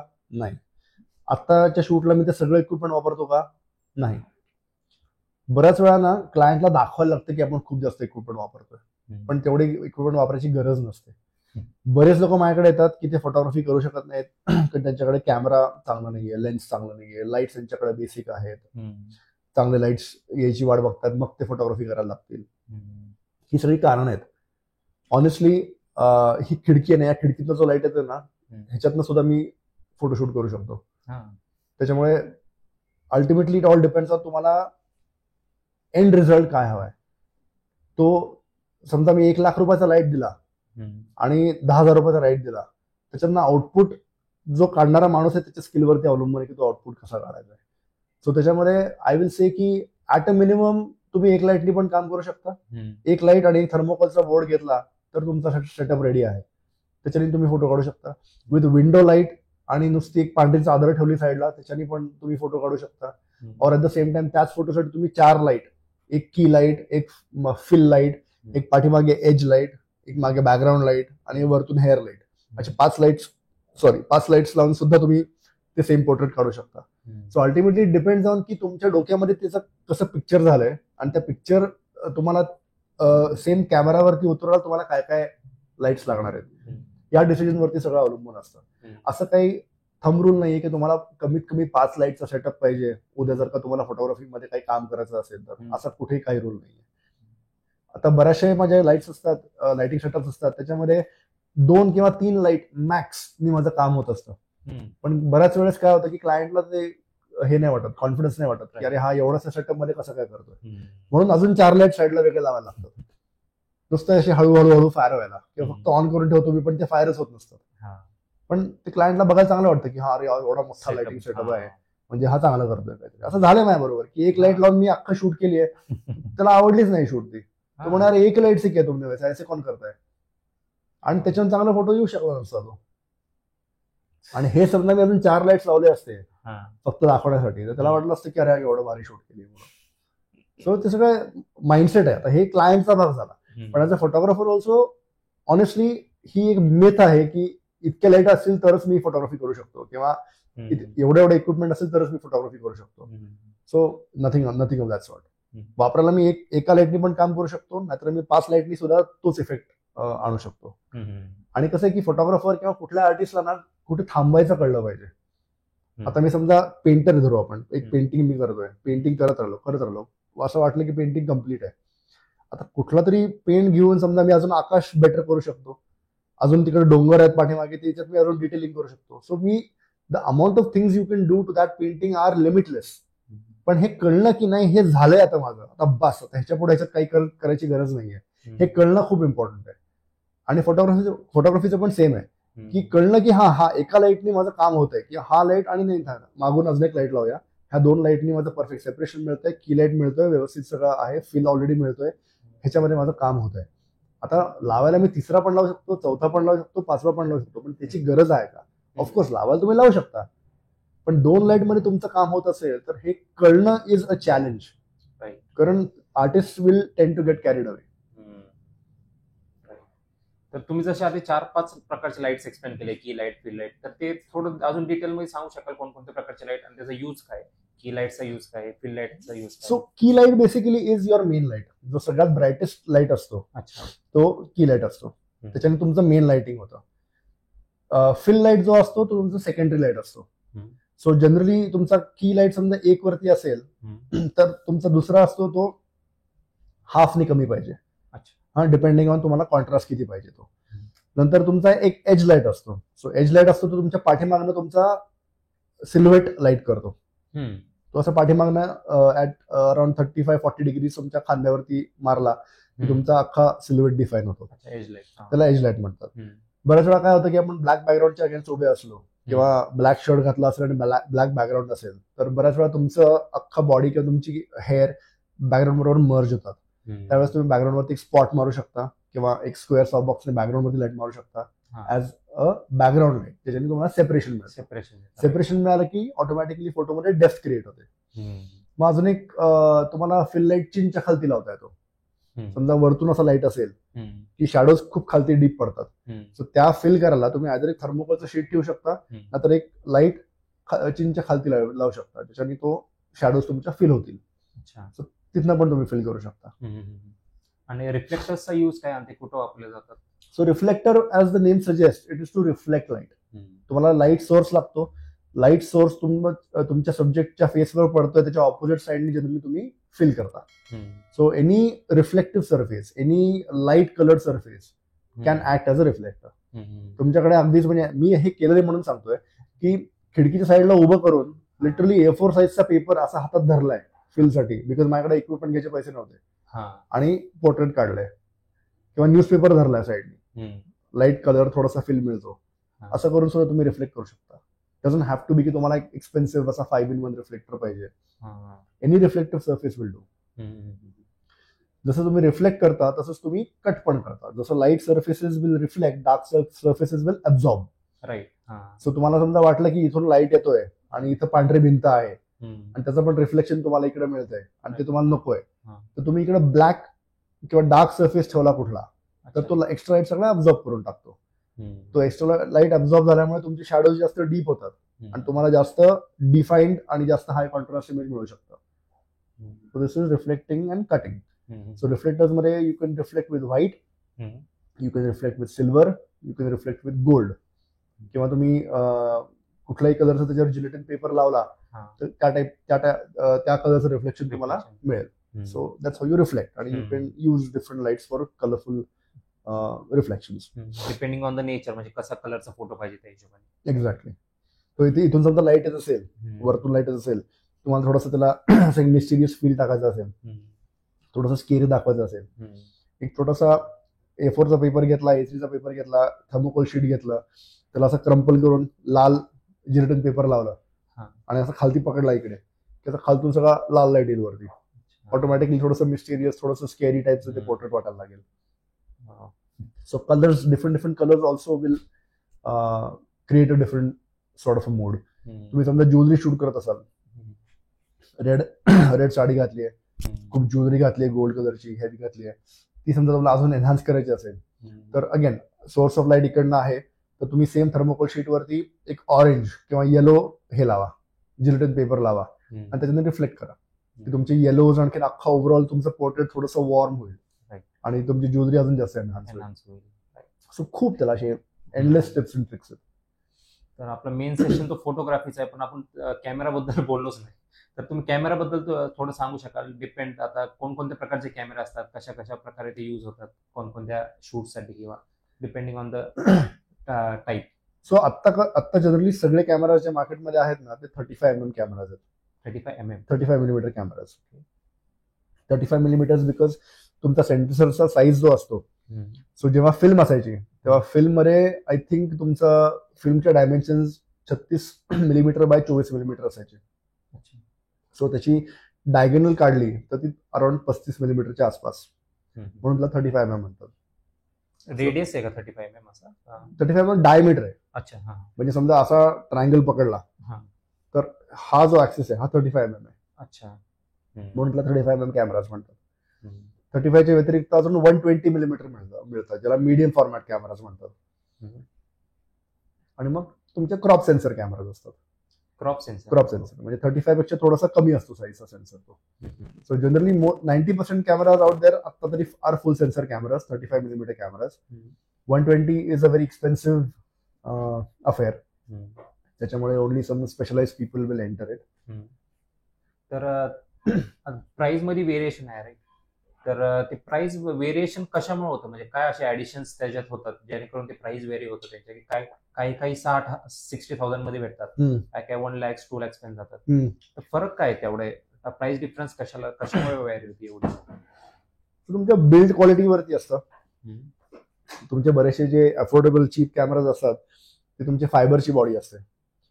त्याच्यातून तुम्ही फायबर आणि मेटल मिक्स असतं. पण if you go into more professional camera असते जरा मोठी असते बॉडी, जास्त हेवी असते आणि it is a magnesium alloy किंवा कुठल्या तरी मेटलची अलॉयची बॉडी असते. सो 120mm कॅमेरा जे असतात त्याच्यामध्ये जिथे आपण एक 35mm सेन्सर बघतो जिची डायगोनल 35mm असते, इथे त्याची डायगोनल 120mm असते. सो सेन्सर साईज तेवढा मोठा, जेवढा सेन्सर साईज मोठा तेवढे त्याच्यात डिटेल्स जास्त कॅप्चर होतात, कलर्स जास्त चांगले कॅप्चर होतात आणि डिटेल्स जास्त कॅप्चर होतात. त्याच्यामुळे त्याची प्राइस एकदम प्रीमियम असते. इव्हन 35 मध्ये सुद्धा वेगवेगळी व्हरायटी आहे जी प्राइस वरती खालती होते. सो क्रॉप सेन्सर असेल तर प्राइस कमी असते, फुल सेन्सर असेल तर प्राइस जास्त असते. क्रॉप सेन्सर मध्ये तुमचे नंबर ऑफ पिक्सेल्स असतात ते कमी असतात बिकॉज तुमचा सेन्सर साईज छोटा असतो. फुल सेन्सर मध्ये number of sensors and pixels is higher, त्याच्यामुळे the price is more. So हे एक फॅक्टर झालं. बाकी त्याच्यामध्ये तुमचे व्हिडिओ केपेबिलिटीज असतात. व्हिडिओ केपेबिलिटी तुम्ही 4K शूट करू शकता, 8K शूट करू शकता, का फक्तच तुम्ही 1080p जे आपण फुल HD म्हणतो ते शूट करू शकता. त्याच्यावरती पण तुमच्या प्राइसेस अवलंबून असतात. तर ते लेन्स वेगवेगळ्या प्रकारचे असतात, तर त्याबद्दल थोडं डिटेलमध्ये एक्सप्लेन करा. म्हणजे ते लेन्सचा उपयोग काय ऍक्च्युली? सो लेन्स आपल्या डोळ्यासारखं असतं, compared exactly to the eye of the human being. Light जो असतो डोळ्यात पडतो, तुमच्या डोळ्यातले जे सगळे हे असतात, लेयर्स असतात, पार्ट्स असतात, ते त्यांचं काम काय असतं की लाईट जो येतोय प्रत्येक गोष्टीतून आपल्याकडे लाईट फेकला जातो म्हणून ते आपल्याला दिसतं. डोळे आणि त्याच्यातले लेन्सेस ते सगळे लाईट फोकस करतात, शार्प करतात आणि आपल्याला आतमध्ये शार्प इमेज दिसतं in our head. The lens does exactly the same thing. Lens म्हणजे फक्त पुढे काच मागे काच असं नसतं. त्याच्या आतमध्ये डझन्स ऑफ ग्लास लेअर्स असतात आतमध्ये, कॉन्केव्ह कॉन्व्हेक्स लेन्सेस. प्रत्येकाचं काम असतं लाईट घ्यायचा, तो अशा प्रकारे फोकस करायचा की आतमध्ये आपल्याला शार्प इमेज दिसेल. That is the purpose of the lens. तर आता मी एक कंटेंट क्रिएटर आहे, माझ्यासारखे अनेक कंटेंट क्रिएटर आहेत, तर त्यांना फोटोग्राफीचं किती नॉलेज असलं पाहिजे आणि कोणकोणत्या फील्डचं म्हणजे कोणकोणत्या पार्टचं नॉलेज असलं पाहिजे? कंटेंट क्रिएटरसाठी त्यांना त्यांचे कुठल्या फॉर्मॅटवरती शूट करतात, कुठल्या वेगळ्या टाईपचे फॉर्मॅट्स आहेत ह्याचं डेफिनेटली नॉलेज पाहिजे. इफ यू डुईंग व्हिडिओ तर तुम्हाला एडिटिंगचं नॉलेज पाहिजे, कारण जेव्हा तुम्ही शूट करता तेव्हा बऱ्यापैकी तुम्हाला एडिटिंगचं नॉलेज डोक्यात ठेवून शूट करायला लागतं. कारण तुम्ही समजा एक काहीतरी पर्टिक्युलर फॉर्मॅटमध्ये शूट केलं आणि नंतर ते समजा एडिटिंग टेबलवर तुम्ही बसला आणि त्याचं समजा डायमेन्शन्स मॅच नाही झाले किंवा कुठले कट्स तुम्हाला हवे असतील ते तुम्हाला करता नाही आले, तर बऱ्यापैकी तुमचं प्रोजेक्ट कॉम्प्रोमाइज होऊ शकतं. So different types of shooting formats, different types of codecs कुठले असतात. कोडेक्स म्हणजे कम्प्रेशनचे कोडेक्स असतात.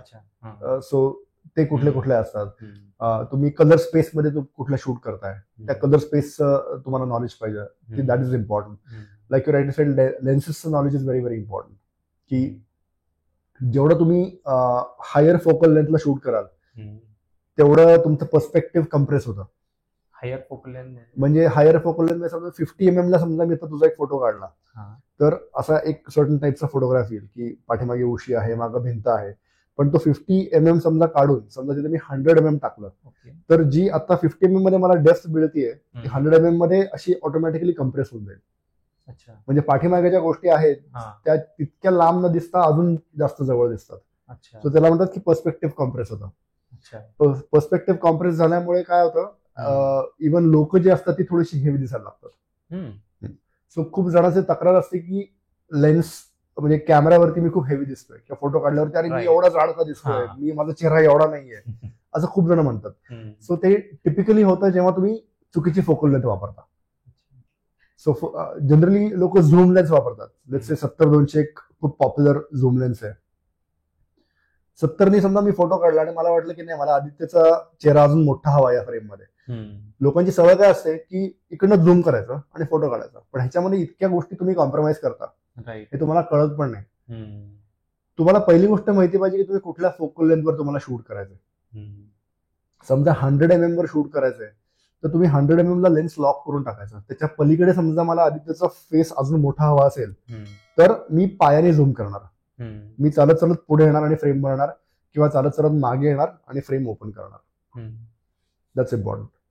तर आता तुम्ही जसं सांगितलं तर त्याच्यामध्ये लाइटिंगचं काय म्हणजे ऍस्पेक्ट्स कन्सिडर केले पाहिजे कंटेंट क्रिएटरनी, म्हणजे कोणते लाईट्स ऍड केले पाहिजे जेणेकरून त्याची इमेज क्वालिटी ब्राईटर होईल?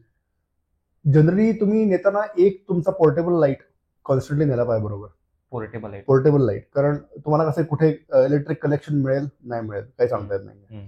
त्याच्यामुळे एक असा बॅटरी ऑपरेटेड लाईट ज्याच्यामुळे तुम्ही फिल्म म्हणून पण वापरू शकता किंवा तुम्ही तो की म्हणून पण वापरू शकता. सो हा एक असणं is very very important. So let's say तुम्ही आपण समजा फॉर एक्झाम्पल या रूम मध्ये आता बसलो आणि इनिशियली प्रॉब्लेम काय होता की त्या विंडोचा आपल्याला खूप बॅकलाईट मिळत होता. सो तुम्ही फ्रंटवरनं समजा एक मोठा लाईट ऑन केला असता तर त्याचा प्रॉब्लेम सॉल्व्ह झाला असता.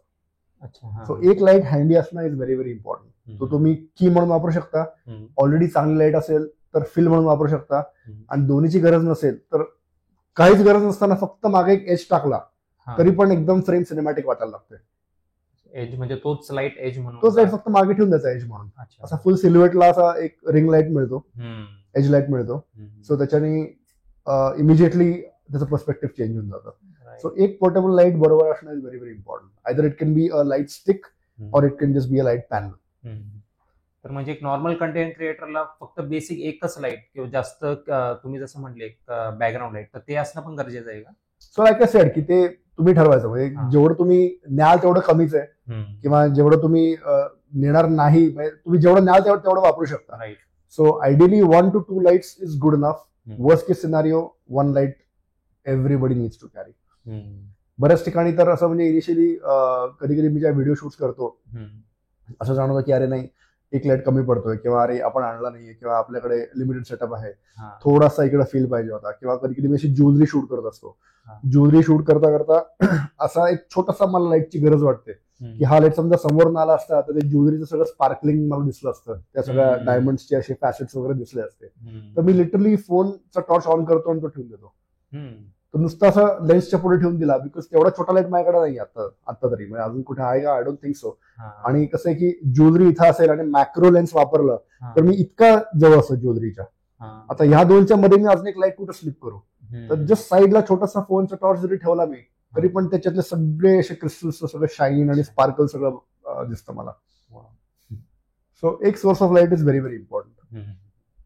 आणि एखाद्या कंटेंट क्रिएटरला सुरुवात करताना असं कॅमेराची आवश्यकता आहे का, किंवा असं आयफोन प्रो मॅक्स मध्ये किंवा iPhones are good enough. I think iPhones are तुमचे कुठले पण phone cameras they are very advance. Again तुमचं यूज वरती डिपेंडंट आहे.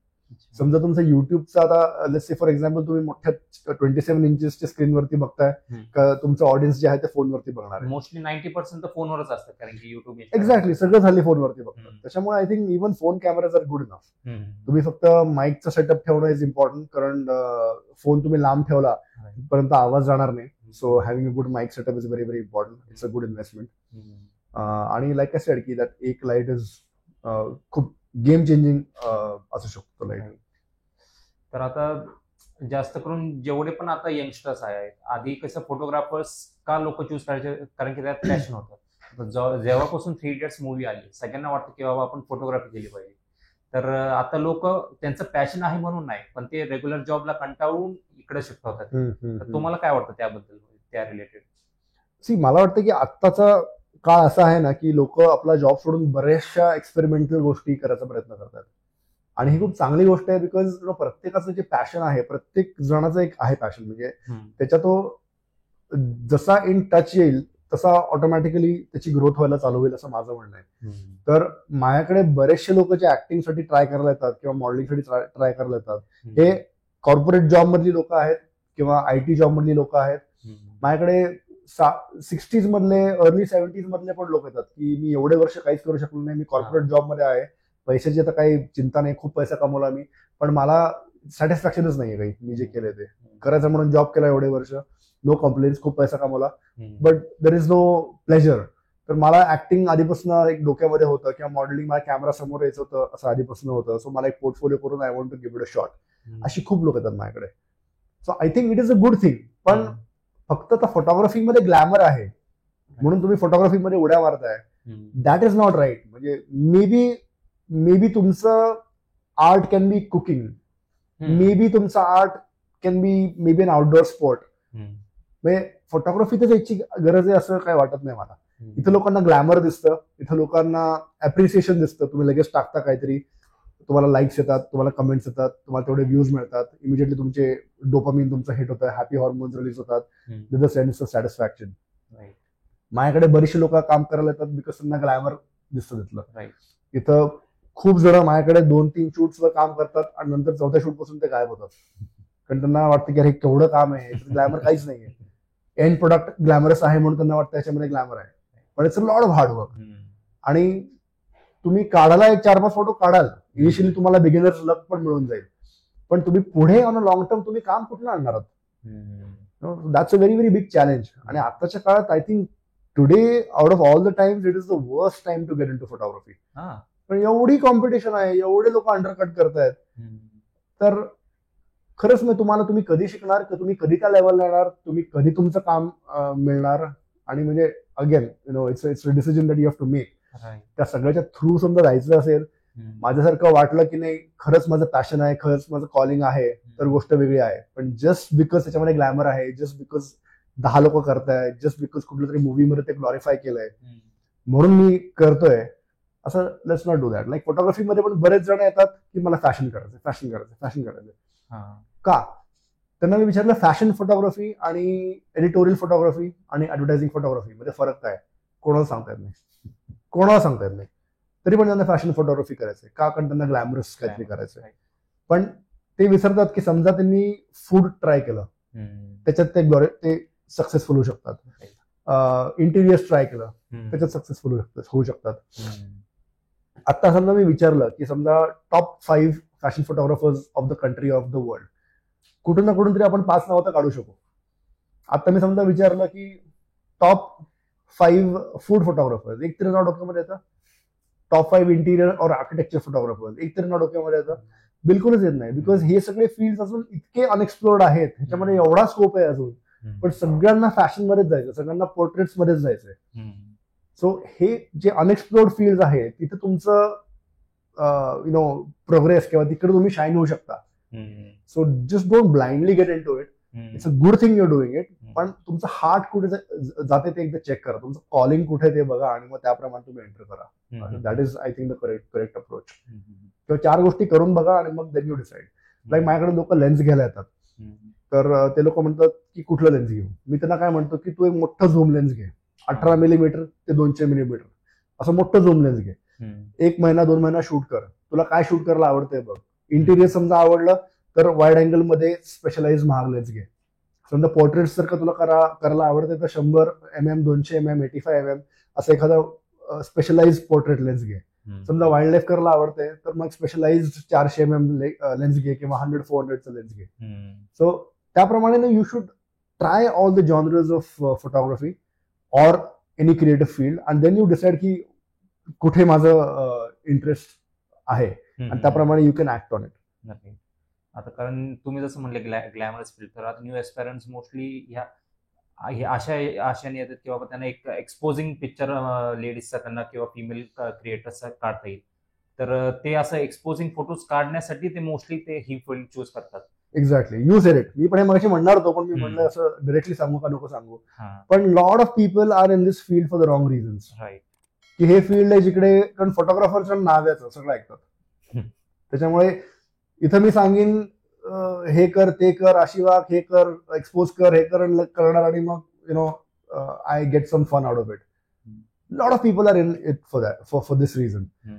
आणि बरेचसे photographers I know have a very bad reputation because of this. पण म्हणजे तुम्ही फोटोग्राफीचा इन्सल्ट करता ना एका पॉइंट ऑफ व्ह्यूनी. So again decide where your calling is आणि मग accordingly you just get in to it. पण बरेचसे लोक आहेत अशी जे ह्याच्यासाठीच ह्याच्यामध्ये आणि फॅशन म्हणूनच चूज करतात because they will get to be close to the opposite sex. म्हणजे गाईज गर्ल्स इन्क्लुडेड. म्हणजे असं मी कुठल्या एका सेक्स बद्दल बोलत नाहीये, पण lot of people do that. माझ्या शूटवरती माझ्या सगळ्या क्रूला इन्स्ट्रक्शन असतं की कुठलीही मॉडेल असो, मेल असो किंवा फिमेल असो, मी साईडला तुम्ही उभं राहता शूटच्या वेळेस, मी एकदा जरी बघितलं की तुम्ही मॉडेलकडे स्टेअर करताय तर मी तुम्हाला शूट फ्लोअरच्या बाहेर काढून टाकेल. हे माझ्या त्यांचा पहिला ब्रीफ असतो. So they are not even suppose to look at the model. मी सुद्धा जेव्हा जातो आणि मॉडेल, मी पण रिव्हिलिंग शॉट्स करतो, इव्हन कम्प्लिटली कव्हर्ड शॉट्स सुद्धा करतो ऑब्व्हियसली. मी तिथे जातो आणि समजा मला वाटलं इथं कुठेतरी केस आलाय आणि तेवढ्यासाठी हेअर स्टायलिस्टला कशाला बोलवायचं, मी परमिशन घेतो पहिल्यांदा की इथे हे I can see a hair over here, can I adjust it or should I call the hair stylist. Generally ते म्हणतात की ऑफकोर्स यू कॅन, आणि मग then I do the adjustment जी मलाच दिसते आणि मलाच करायला लागते. पण that's the correct way of going about it. I really feel की कुठल्या याच्यामध्ये मॉडेलला मेल किंवा फिमेल टच करणं इज क्रिमिनल. Should never. मी लिटरली बारक्यातल्या बारक्या गोष्टीसाठी स्टायलिस्टला बोलवतो, मेकअप आर्टिस्टला, मेकअप रूम मधनं बोलवतो की हे मला चेक करून दे, मी हात लावणार नाहीये. पण that is the correct work ethic. कारण ती किंवा तो तुमच्या समोर उभा आहे तुमच्या फोटोग्राफीमुळे, अदरवाईज तुम्हाला कोणी विचारलं पण नसतं. त्याच्यात जर का तुम्ही if you are there to take advantage of the model, तर मग इट्स व्हेरी व्हेरी रॉंग. काय काय फोटोग्राफर्स जे मॉडेलनी एक्सपोज केल्याशिवाय त्यांना फोटो काढताच येत नाही. काही तुम्ही त्यांना घालायला द्यावर, त्यांना काहीतरी क्लिवेज तरी दिसायला हवंय किंवा स्किन तरी दिसायला हवंय किंवा काहीतरी असं रॉनची एक्सप्रेशन तरी हवंय. मग तो त्याच्यामध्ये तो एक्स फॅक्टर किंवा तो एक सेक्शुअल एलिमेंट टाकल्याशिवाय लोक शूटच करत नाहीत फोटोज. हा पण एक मला एक विचित्र अप्रोच वाटतो. म्हणजे I don't know why they do this. आपण कन्व्हर्सली जाऊया. समजा एखाद्या मॉडेलला एक्सपोजिंगच शूट्स करायचे आहेत, तर त्या केसमध्ये कॅमेरामन किंवा फोटोग्राफर किंवा त्यांच्या स्टाफनी कसं मॅनेज करावं किंवा त्यांच्या कम्फर्टनुसार कसं ऍडजस्ट करावं. सो पहिली गोष्ट म्हणजे फर्स्ट आज द मॉडेल की इतकी लोक जे आहेत रूम मध्ये, ती लोक ठीक आहेत का, लोक मी कमी करू. जर का इफ द मॉडेल सेज, आणि I am talking about male and female both, असं नाही की फक्त फिमेल साठी म्हणतोय मी. इफ दे से की नाही ठीक आहे, I am comfortable, it's a different story. दुसरी गोष्ट म्हणजे जी लोक हेल्प करायला थांबली आहेत रूम मध्ये, मेकअप आर्टिस्ट असो, स्टायलिस्ट असो किंवा माझी टीमची लोक असो, त्यांना लाईक आय सेड बिफोर की इन्स्ट्रक्शन असतात की बिलकुल मॉडेलकडे बघायचं नाही, no matter what happens. Look away, look down, look at each other, हे सेकंड झालं. तिसरं म्हणजे कोणाचाही मला फोन दिसता नाही पाहिजे. Nobody is suppose to click any photos unless I tell you की मला बिहाइंड द सीन्स पाहिजे. हे तिसरं झालं. चौथं म्हणजे आपापसात काहीतरी जोक करून हसायचं नाहीये. इव्हन तुमच्या मधला जोक असेल आणि तुम्ही समजा खिदळत असलात किंवा अशा थोडं जरी हसत असत, मॉडेलनी बघितलं तर मॉडेलला वाटलं की त्याच्यावरती हसतात. So absolutely know doing. असं काय असेल तर मी लगेच बाहेर काढून टाकेन. सो अशा 3-4 गोष्टी मी करतो ज्याच्याने एन्श्युअर होतं की they are in good hands. And again like I said की no touching the model, keeping a distance. आता so many of my models are very very good friends of mind. ते पण माझ्याकडे येतात की मला रिव्हिलिंग शूट करायचं, हे करायचं, ते करायचंय. पण जेव्हा मी शूट करतो ना, त्यांचा मित्र नसतो मी. I am a different person all together. म्हणजे माझी पर्सनॅलिटी चेंज होते कम्प्लिटली शूट करताना. म्हणजे I get in to the shoes of a photographer. म्हणजे Sameer Belwalkar, your friend, is not existing anymore. पण I have change my shoes in to this person who is a photographer and who is doing his job professionally. तो switch झाला पाहिजे. तर आता तुम्ही जसं एवढं सगळं एक्सप्लेन केलं, तर मेन पार्ट जो आहे तो conversation between models and photographer. तर ते कन्व्हर्सेशन किंवा कम्युनिकेशन वाढवायसाठी काय करावं लागेल समजा एखाद्या फोटोग्राफरला या फील्डमध्ये यायचं म्हणलं? सो कम्युनिकेशन हा खूप इम्पॉर्टंट टॉपिक आहे. म्हणजे I am glad you brought this up. कारण कम्युनिकेशनवरच तुमची शूट कुठल्या डायरेक्शनला जाणार आहे हे डिसाईड होतं. कारण अगेन मी जे करतो ते अजून 10 लोक करतात, 1000 लोक करतात. पण माझं मेन काम काय आहे की डिरेक्शन, की कसा बसलायस तू, किंवा तुझी हेड अँगल कशी आहे, तुझी पाठ वाकली आहे का तू स्ट्रेट बसलाय, डोळ्यामध्ये काय लुक आहे, लिप्स किती ओपन आहेत, एक्झॅक्टली काय टाईपचं स्टोरी डोक्यात चालली आहे, हे सगळं आयडेंटिफाय करणं आणि हे तुझ्याकडून काढून घेणं is the real job of a photographer. Click करणं तर मी गृहीत धरलंय की क्लिक करणं तर तुला येतं, पण how are you going to get those shots out of me is the real challenge. त्याच्यामुळे समजा मी फोटो काढले, अजून एखादी फोटो काढले, तर मी जसं ते तुझ्यातनं काढून घेईन ते फोटो वेगळे येतील, because that is my skill. दुसरा जो काढेल तो त्याच्या पद्धतीने त्याचे अँगल्स काढून घेईल, सो त्याचे फोटो टोटली डिफरंट येतील. That is his skill or may be he doesn't have that skill. हे फक्त होऊ शकतं कम्युनिकेशनमुळे. अच्छा.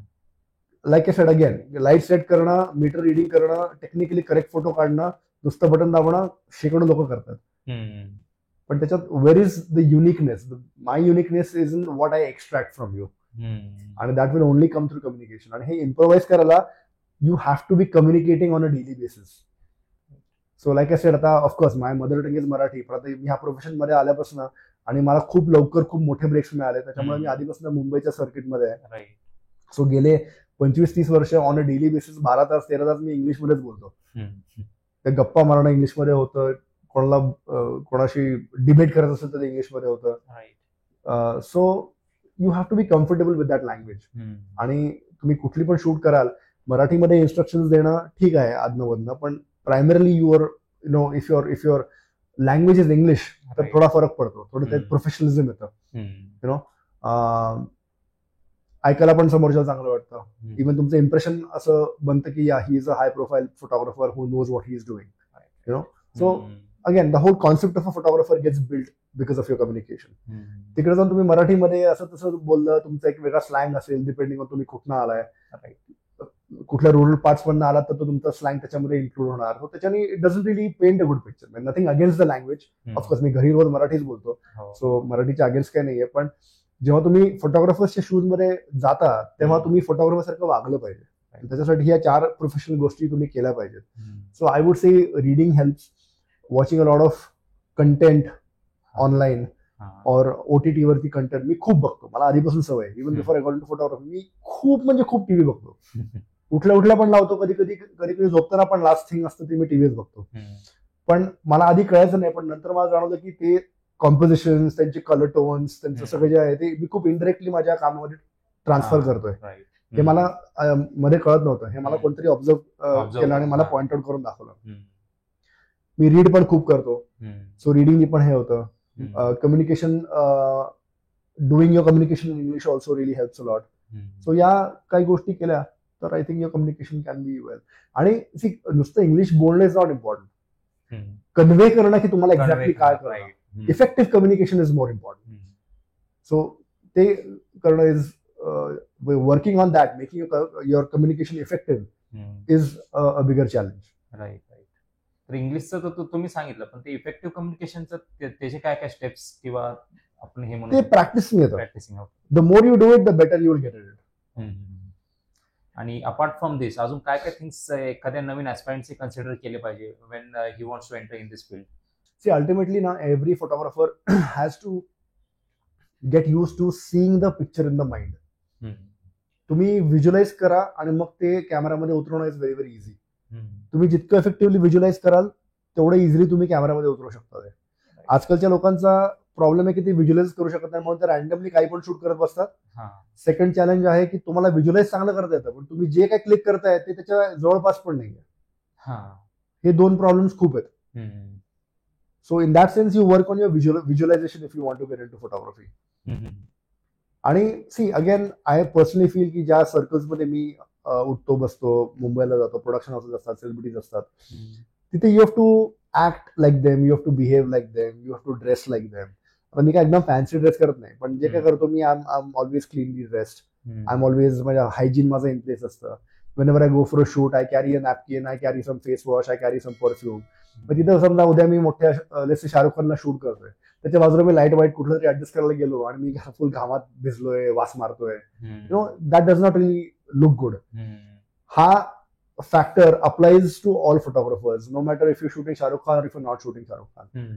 So personal hygiene is very very important.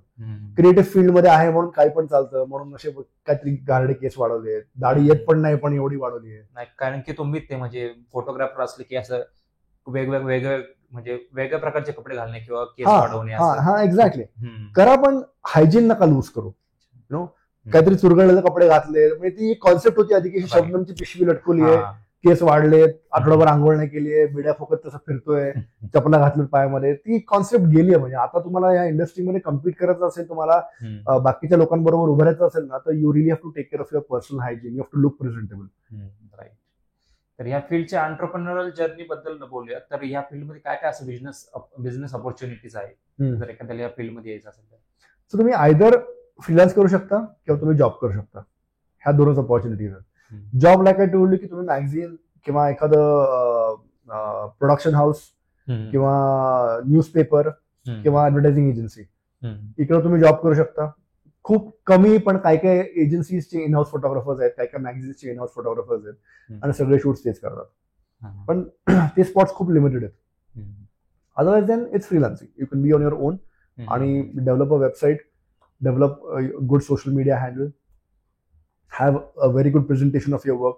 It can be a PDF, it can be a PPT. आणि ते कसं प्रेझेंट करायचं, that is up to you. आणि go out there and just showcase your work. तर आताच्या पॉइंटची फोटोग्राफीचं trend म्हणता येईल किंवा सिच्युएशन कशी आहे आणि फ्युचर काय असणार आहे, तुम्हाला काय वाटतं? सी फ्युचर आता AI नी खूप लोक म्हणतात की फोटोग्राफी पण राहील का नाही सांगता येणार नाही वगैरे वगैरे, पण आय थिंक ती फार पुढची गोष्ट आहे. म्हणजे AI बरोबर मी पण खूप खेळलोय. That is also a different challenge in itself. असं नाही की AI तुम्हाला सगळं रेडीमेड प्लॅटरवरती करून देतं. So I don't think photography videography is going to go anywhere. So in terms of future I think it's very secured. आत्ताच्या टाइममध्ये लाईक आय सेड की टेक्निकली करेक्ट फोटो काढणं is a very different thing. खूप लोक करू शकतात. Shutter, aperture, ISO जे काय आहे टेक्निकॅलिटीज ऑफ फोटोग्राफी, लाईट काय असतो, लाइटिंग रेशिओ काय असतो, बाकी lighting style, Rembrandt lighting, clamshell lighting, broad lighting, narrow lighting, हे थोडंफार शिकून anybody can take a technically correct photograph. पण जिथे मी स्टँड आउट कुठे होतो की माझं कॉम्पोजिशन, म्हणजे how I see you sitting on that sofa versus how another person sees you sitting on that sofa, ह्याच्यामध्ये खूप जमीन आसमानचा फरक आहे. सो मला तसं दिसतोच डोक्यात तू की हा असं करायचं, ही हिरवी उशी इकडे पाहिजे, ही लाल उशी इकडे पाहिजे, मी ह्याला या अँगलने कॅप्चर करणार आहे. हे कॉम्पोजिशन झालं, that is unique to me. आणि हे सेम कॉम्पोजिशन दुसऱ्या माणसाचं नाही होणार. Right. So working on composition will make you stand apart. आणि people will come to you not because तुम्ही टेक्निकली चांगले फोटो काढू शकता, बिकॉज तुमचं सेन्स ऑफ कॉम्पोजिशन चांगलं आहे. सो कॉम्पोजिशन वरती काम करणं, व्हिज्युअलायझेशन वरती काम करणं is very important compared to technically correct photo काढणं. मी नेहमी सांगतो की technically correct photos are rarely creative, आणि a creative photo does not have to be technically correct. So that's my own thing that I follow. पण I am not a technical photographer. मी माझे खूप सारे फोटो ओव्हर एक्सपोज असतात, म्हणजे बरेचसे photos are going against everything that is technical about a picture. हम्म. Lighting off असतं, एज लाईट थोडा कमी हा असतो, मी खूप ब्लास्ट करतो, बॅक लाइटिंग असतं. डिपेंडिंग अपॉन हा, creative. Depending on how I want to see the picture. आणि most of my photos I take great pride की माझं एडिटिंग पण लिटरली 5% 10% असतं, ते पण लागलंच तर. मोस्ट ऑफ माय फोटोज मी डायरेक्टली कॅमेऱ्यातनं काढतो आणि पोस्ट करतो. एडिटिंगचा किती रोल आहे या फील्डमध्ये पुढे? खूप आहे. बरीच लोक, अगेन तुम्ही जेवढं कराल तेवढं कमीच आहे. हा. बऱ्याच लोकांना एकदम अशी गुळगुळीत स्किल लागते, परफेक्ट बॅकग्राऊंड लागते. खूप सारे फोटोग्राफर्स स्टुडिओत शूट करतात आणि वेगवेगळ्या बॅकग्राऊंड टाकतात. हा. आणि तरी ऑनेस्टली ट्रेंड आय असतो बऱ्याच लोकांचा, त्यांना लगेच कळतं की हे पोस्ट मध्ये केलंय. सो असं honestly in the bigger picture, in the bigger market, Mumbai, Delhi वगैरे, जे खरं काम होतं तिथे असं लोक करत नाहीत. Generally they will prefer to take the model on location and then shoot it. So editing happens either on the background or on the face or on the clothes. Corrective editing is fine. कुठे safety पिनच दिसली, मी shirt tight करायला मागे clamp केलाय पण तो क्लॅम्पच दिसतोय, अच्छा, तो क्लॅम्प काढून टाकला, तर ते काय काय वेळेस करायला लागतं आपल्याला. किंवा कधी कधी माझ्या शॉर्ट्स मध्ये लाइटिंग मी खूप जवळ ठेवतो, दॅट्स माय स्टाईल. तर बऱ्याचशा शॉर्ट्स मध्ये सॉफ्ट बॉक्स दिसते, वायर दिसते, स्टँड दिसतो, सो ते आम्ही काढतो. पण जास्त म्हणजे फेसवरती आणि बॉडीवरती बेअरली काय एडिटिंग असतं. पण it is a necessary evil. जे फिल्म मध्ये डार्क रूम मध्ये व्हायचं ते आता डिजिटल मध्ये तुमच्या स्क्रीनवरती होतं. सो पर्सनली मला वाटतं की ती स्टेप कम्प्लिटली काढणं does not really make sense. पण एथिकल एडिटिंग करणं I think should be fine. लोक हल्ली इतकं एडिटिंग करतात की sometimes I want to ask them the question की भाई तू फोटोग्राफर आहेस का एडिटर आहेस? कारण फोटोग्राफर असलास तर तुला एवढी एडिटिंग करायची गरज पडणार नाही, आणि इतकं एडिटिंग करत असलास तू तर you don't call yourself a photographer. तर आता आपण ह्या साईडला थांबलो होतो, म्हणजे फोटोग्राफर ऍज अ फोटोग्राफर आपण डिस्कस करत होतो. तर आपण ऍज अ मॉडेल डिस्कस करूया. तर एखाद्याला मॉडेलिंग मध्ये यायचं म्हटलं तर चांगला फेस किंवा चांगला बॉडी पोस्चर असणं आवश्यक आहे. तेच आवश्यक आहे. फेस असला तुमचा चांगला तर बोनस पॉइंट्स आहेत, पण ultimately what will get you in front of the camera is तुमचा कॉन्फिडन्स कसा आहे कॅमेरा समोर. कॅमेरा इतका पॉवरफुल टूल, इतकं पॉवरफुल इक्विपमेंट आहे की तुम्ही कोणी असाल, समजा मी आता असा कॅमेरा उचलला की लगेच लोक असे होऊन जातातच, त्याला काय ऑप्शनच नाही, इतकं पॉवरफुल टूल आहे. तर एक मी टेड टॉक केला होता, त्याच्यामध्ये माझी ओपनिंग लाईन होती की the pen is mightier than the sword, अशी एक म्हण आहे इंग्लिशमध्ये. तर माझं ओपनिंग लाईन होती की a pen is mightier than the sword, but you know what is mightier than a sword? It is a camera pointed straight at you. So that's how I opened my TED Talk. So it's a very powerful tool. When the camera is pointed at you, तुमचा confidence कसा दिसतोय, की तुम्ही कसे दिसताय, that's very very important. You can be extremely good looking, पण तुमचा confidence मार खातोय, तुम्ही कॅमेरावरती चांगले दिसणार नाही. माझ्या ओळखीमध्ये खूप अशी लोक आहेत की जी खूप ऍव्हरेज दिसतात, पण ते कॅमेरा समोर उभे राहिले की म्हणजे असं माझा असा जॉ ड्रॉप्स टू द ग्राउंड की ओ माय गॉड, काय म्हणजे हे कुठे होतं सगळं, कुठनं आलं सगळं. इतकं अमेझिंग पोझिंग, इतकं अमेझिंग कॉन्फिडन्स, इतके अमेझिंग फेशियल एक्सप्रेशन्स. आणि म्हणजे तुम्हाला अशी काय कॉन्स्टंटली असं वेडावाकडे काय करायची गरज नाहीये. तुम्ही जसे उभे राहता आणि कॅमेराकडे बघता त्याच्यामध्येच तुम्ही किल करू शकता शॉट, आणि दॅट हॅपन्स थ्रू कॉन्फिडन्स. तिथेच एकदम तुम्ही गुड लुकिंग असाल, हँडसम असाल, ब्युटिफुल असाल, आणि तुमच्यामध्ये तो कॉन्फिडन्स नसेल तर तुम्ही कॅमेरा समोर उभे राहिलात तर the camera will not like you. So I always say की ऍव्हरेज लुक्स आणि good confidence, you will shoot better pictures than being very beautiful आणि being less on confidence, you will not shoot such good pictures. जर का दोन्ही असेल तर nothing like it, then you know there is no stopping you. Camera facing कसं tackle करायचं? Camera फेसिंगचा जो प्रॉब्लेम आहे बरेच लोकांना, तर तो कसा कमी करायचा? Experience. The more you face the camera the better you get it. आता मी इतके वर्ष करतोय तर आदनामधनं मी पण कॅमेरा समोर येतो, मी पण थोडेफार मॉडेलिंग जॉब्स केलेत, पण initially it was not my cup of tea. मी स्वतः सुद्धा कॅमेरा समोर थांबलो की माझी वाट लागायची. पण again doing it once, doing it the second time, doing it the third time, हे करतच तुम्हाला सवय लागते. आणि people don't realize one thing की कॅमेराला कॉन्फिडन्स बघायचा असतो, पण कॉन्फिडन्स तुम्ही फेक पण करू शकता. तुम्हाला ऍक्च्युअली नसला कॉन्फिडन्स तरी काही फरक पडत नाहीये, कॅमेराला फक्त बघायचा आहे ना. So I can fake the confidence nobody can say की तू खरा आहे का नाहीये. Right. So if you don't feel confident in front of the camera, Fake. At least try to learn how to fake that. त्याच्याने पण तुमचं काम होऊ शकतं. Fake it till you make it. Yeah. आता आपण लास्ट क्वेश्चन कडे वळूया. तुम्ही जसं एक ह्या फील्ड मधले तुम्ही पहिले टेडेक्स स्पीकर आहात, तर तुम्ही तो एक्सपिरियन्स तुम्ही शेअर करू शकाल? हो, आय थिंक कुठला फॅशन फोटोग्राफरनी टेड टॉक केलाय असं वाटत नाही मला. ऍटलीस्ट माझ्या तरी याच्यात नाहीये. सो माझा टॉपिक मी चूज केला होता की the psychology of photography, the psychology in photography. So basically कसं photography plays with the psyche of the person in front of the camera. आणि जे मी आता सांगितलं कॉन्फिडन्स बद्दल, कॉन्फिडन्स फेक करता येऊ शकतो. सो ह्याच्यावरच मी अजून एलॅबरेटली डिस्क्राईब केलं होतं त्याच्यामध्ये, आणि तो टेड टॉक त्या लोकांना खूप आवडला होता. So basically it was on the lines of की माझ्या हातात कॅमेरा आहे आणि मी कोणाला तरी तो व्यक्ती जसा आहे त्याच्यापेक्षा 30-40% बेटर दाखवू शकतो on camera. It is a very very big confidence booster for somebody who is coming to me for a photoshoot. माझ्याकडे अशी लोक आली आहेत, त्यांची मी शूट केली आहे आणि ते त्यांचे स्वतःचे फोटो बघून त्याच्या डोळ्यात पाणी आलंय. कारण ते इतके लो ऑन कॉन्फिडन्स होते की त्यांना विश्वासच होत नाही की मी असं दिसू शकतो किंवा मी अशी दिसू शकते. बरेचसे लोक शूट झाल्यावर ते असे माझ्या पाया पडले की अरे माझ्यात हा आज जो कॉन्फिडन्स आलाय हा फक्त तुमच्यामुळे आलाय, आणि thank you so much for it. So तिथे माझा टॉपिक होता की how I am in a profession जिथे मी लोकांचं सेल्फ परसेप्शन बदलू शकतो. सो त्याच्यावरती तो अख्खा टॉक होता. तर ऍज अ समील बेळवकर, तुम्ही आतापर्यंत काय काय असे मिस्टेक्स केलेत जे आता तुम्हाला वाटतं की बाबा नवीन जो 18 year old आहे त्यांनी नाही करावं त्याच्या करिअरमध्ये आता starting off the age? So in terms of photography मी तर खूप चुका केल्यात, खूप म्हणजे खूप चुका केल्यात. कारण मला मेंटॉर नव्हता, कुठला बिग ब्रदर नव्हता, कोणी मार्गदर्शन करणार नव्हतं, किंवा माझ्या अख्ख्या फॅमिलीमध्ये किंवा एक्सटेंडेड फॅमिलीमध्ये पण कोण नव्हतं की जो मला सांगेल की हा फोटोग्राफी करतोस ना, आता ह्या गोष्टी कर. सो एक तर मी कॅमेरा खूप उशिरा उचलला. जेव्हा मी ऑलरेडी बाप बनलो होतो तेव्हा मी कॅमेरा उचलला. सो मला असं खूप वाटतं की हे मी 10 वर्ष आधी करायला पाहिजे होतं. पण अगेन जी गोष्ट जेव्हा व्हायची असते तेव्हाच होऊ शकते.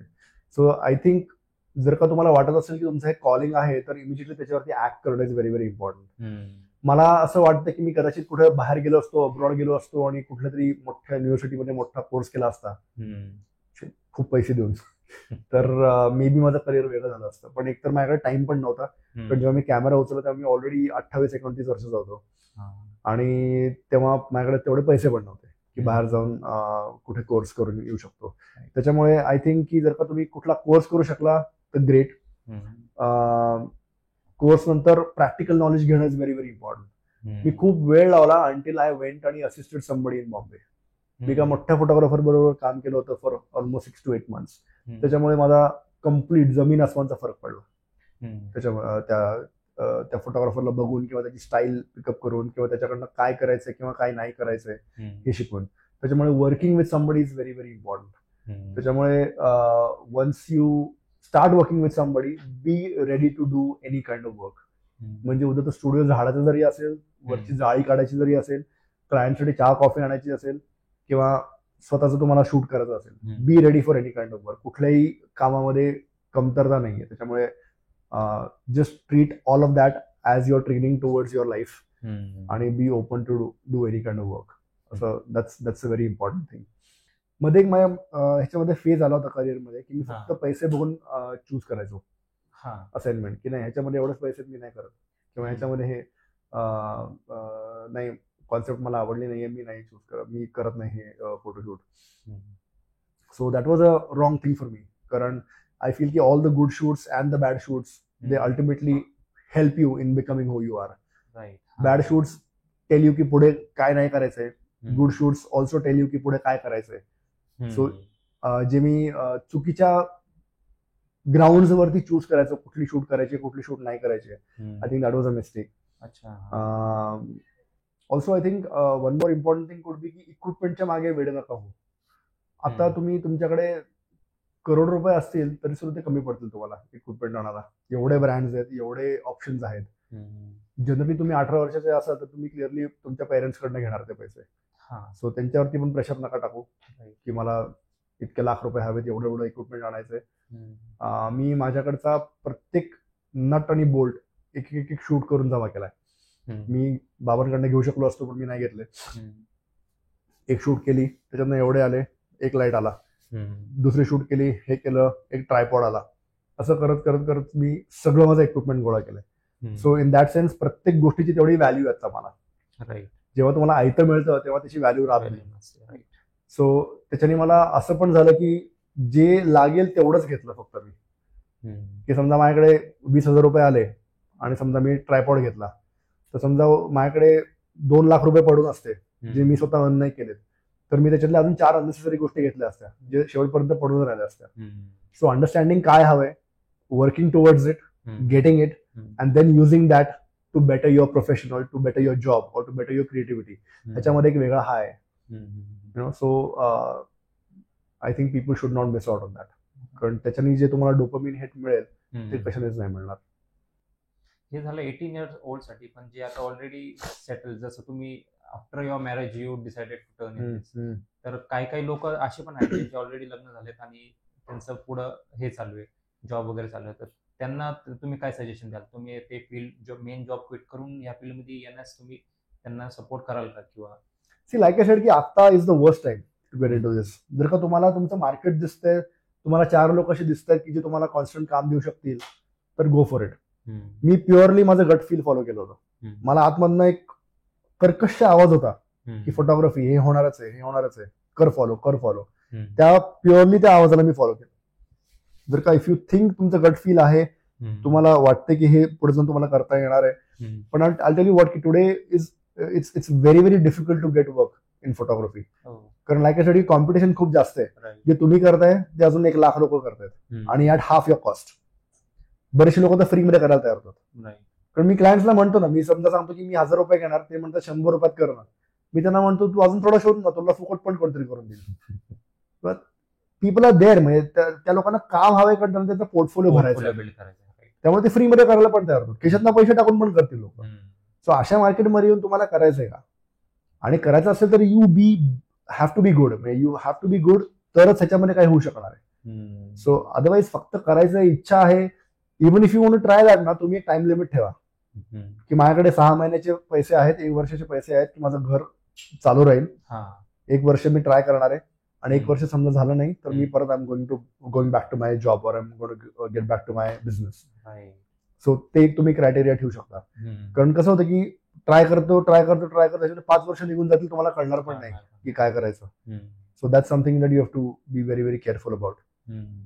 थँक्यू, तुम्ही आमच्या चॅनलवर आलात. अरे मोस्ट दिली. Most welcome. This is our 25th episode.